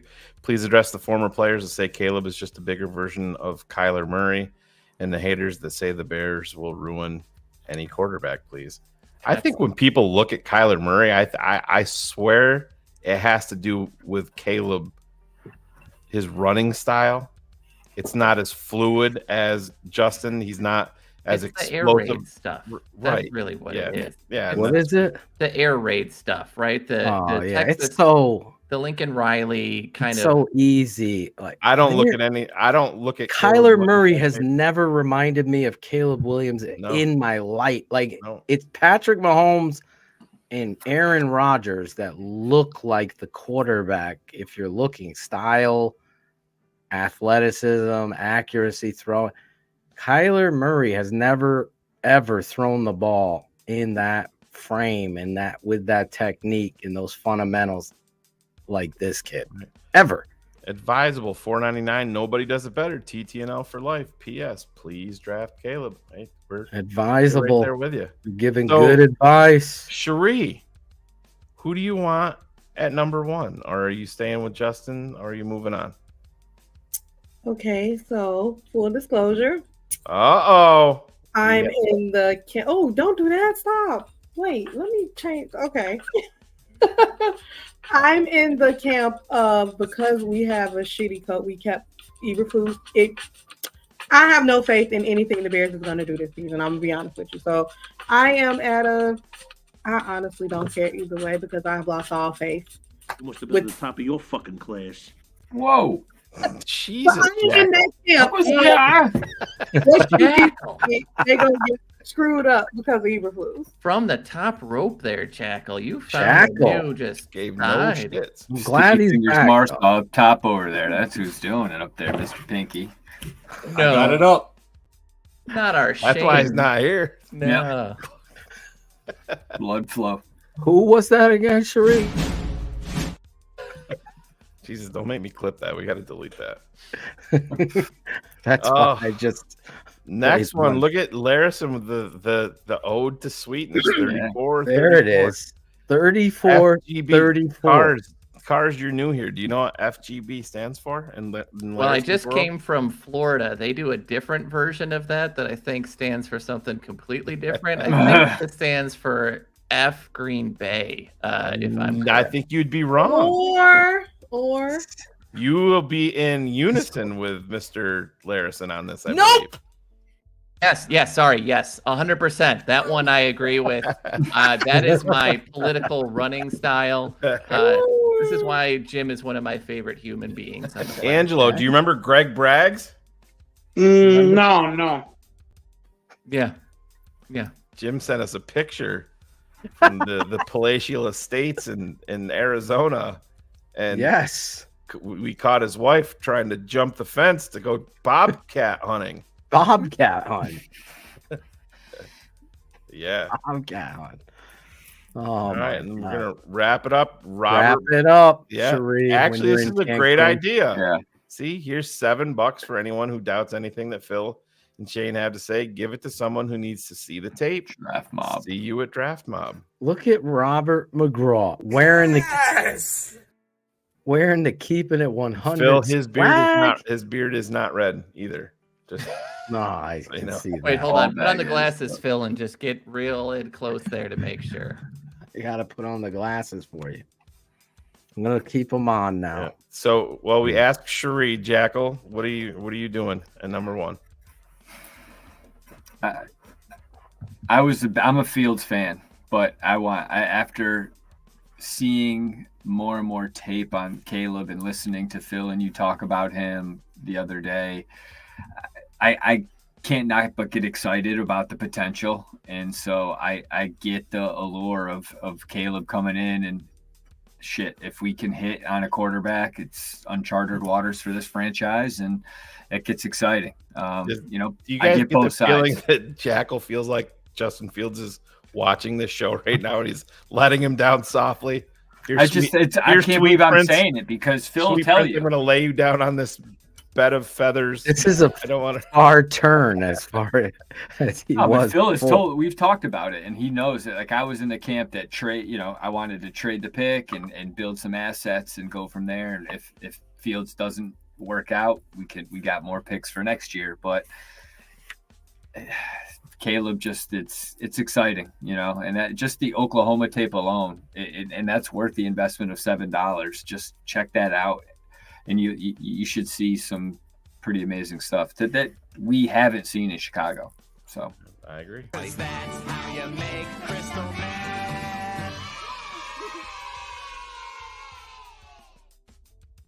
That's an oldie but a goodie. One of my favorite drops. I like this one. I like your new graphic here. Cars. Is that you? Yeah. I'm pretending to be you. Yeah. Oh, it's pretending. I'm always. You're actually on the show and in the Only chat. thing Wow. is that's Fucking inception. That's a lot of hair up top there. So Card is being a little generous with the hair up top. I'm sorry. When have you done a show without a Scully? Yeah, let me know. I'm just going gray, so I'm covering it all up. Oh, what's the likelihood that a QB that hasn't shown the consistency in 3 years is going to do it? Give him the in list, year 4? Cars. He's got it. You have a list, Cars. So, of all the drafted quarterbacks since the rookie wage scale, how many quarterbacks have not been the guy and not shown themselves to be the guy in their first 3 years that eventually become the guy? Meaning, like Josh Allen took that step in year 3, right? So year 3 being the ultimate bellwether of whether you throw for 4,000 yards or whatever. The only two that did it were Kirk Cousins and Geno Smith. Of every drafted quarterback, everybody else that has thrown for 4,000 or more yards has done so in year 3 at the latest. Since the rookie wage scale, which started in 2011 with the Cam Newton draft. Yeah. Sam Bradford, that fucker cashed in the year before. Oh, He yeah. was the last. Bradford ruined Big it for money. everybody. Yep. Bradford was a fucking And criminal. then they ended up getting a fucking first rounder. Philly did. Yep. For that dude. Oh my God, that's right. Yeah. From They Minnesota. were so desperate. That was when Teddy Bridgewater his knee literally exploded in practice. 6 years, $78 million was that rookie deal. $50 million guaranteed. Just think about that. That's 2010. Yeah. Correct? Yeah. Yeah. 50 million guaranteed in Caleb in 2024 at number 1 overall. And right now the odds that he goes number 1 are at minus 1,200. Yeah. What is Daniel Jones' career stats?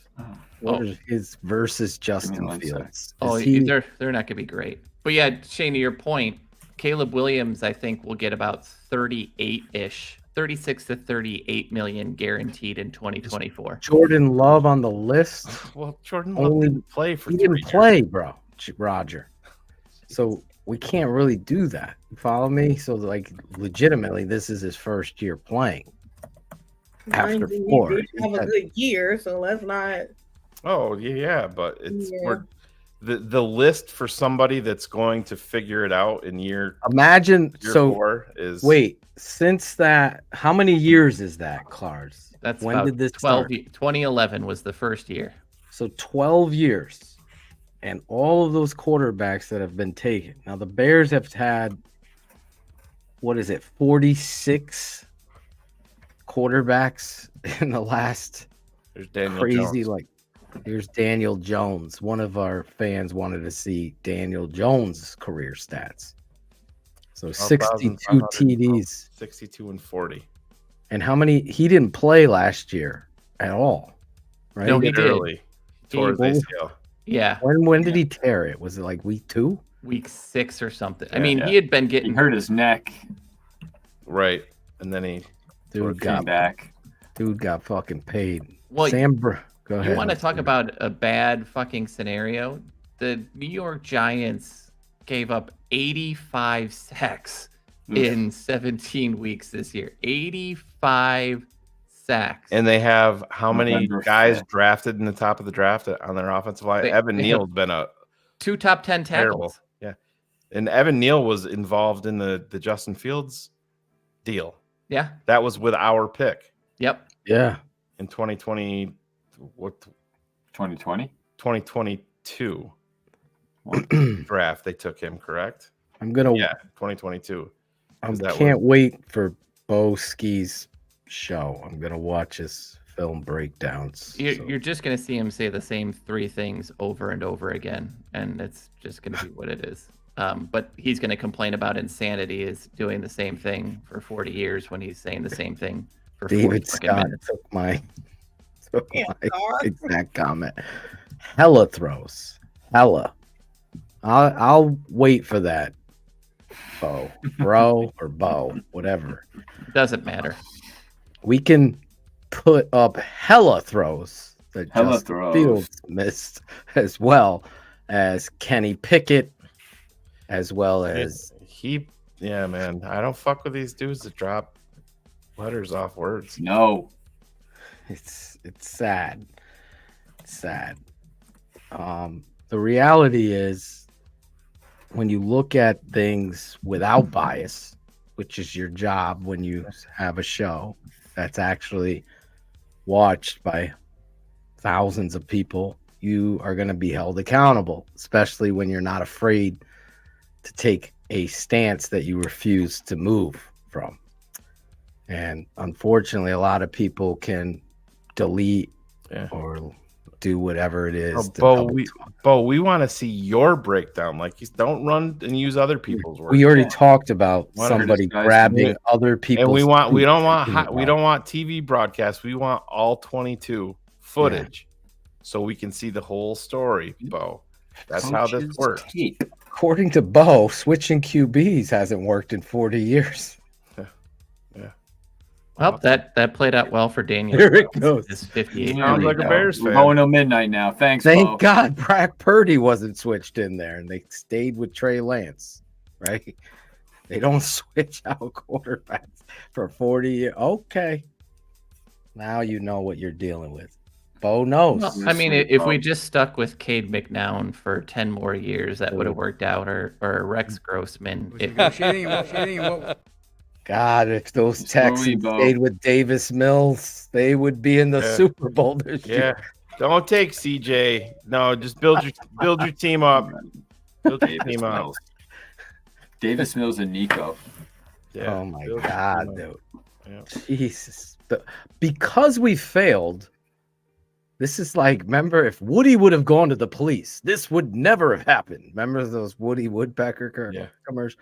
If the Chicago Bears just keep on going with Mike Glennon, they would be in this. If the Chicago Bears just stay with Jay Cutler for the rest of his life. If they just stuck it out with Mark Trestman, I feel like by year 7, yes. he really would have figured this thing out, and we would have had that Look at Jim parade. and I are step for step.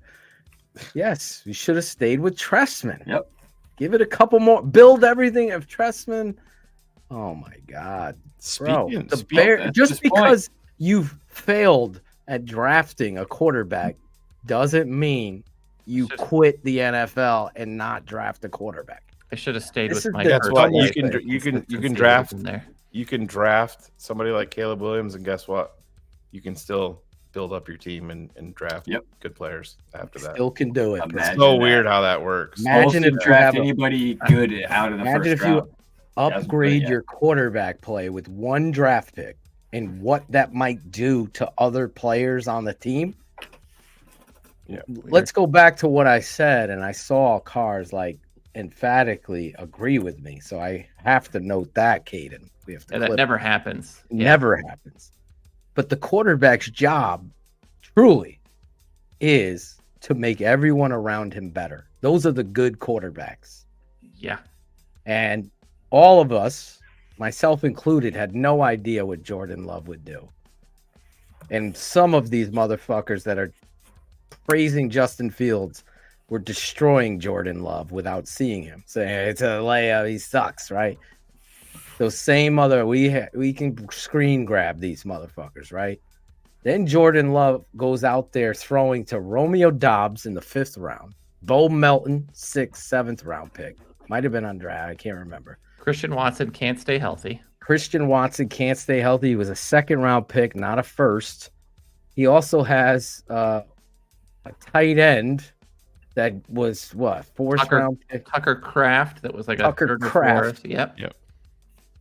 The quarterback makes the players that much better. There are outliers. Jerry Rice, the stats and what he did. Walter Payton as a running back made everybody better. There's outliers. Creighton with the mic drop. Yeah, Pat, we're not gonna bring you here. We gotta get we can't take you in the 1st round. We Creed Humphrey is the difference maker there. It's definitely not Pat. Oh my God. I love you guys. We've said enough. Yeah.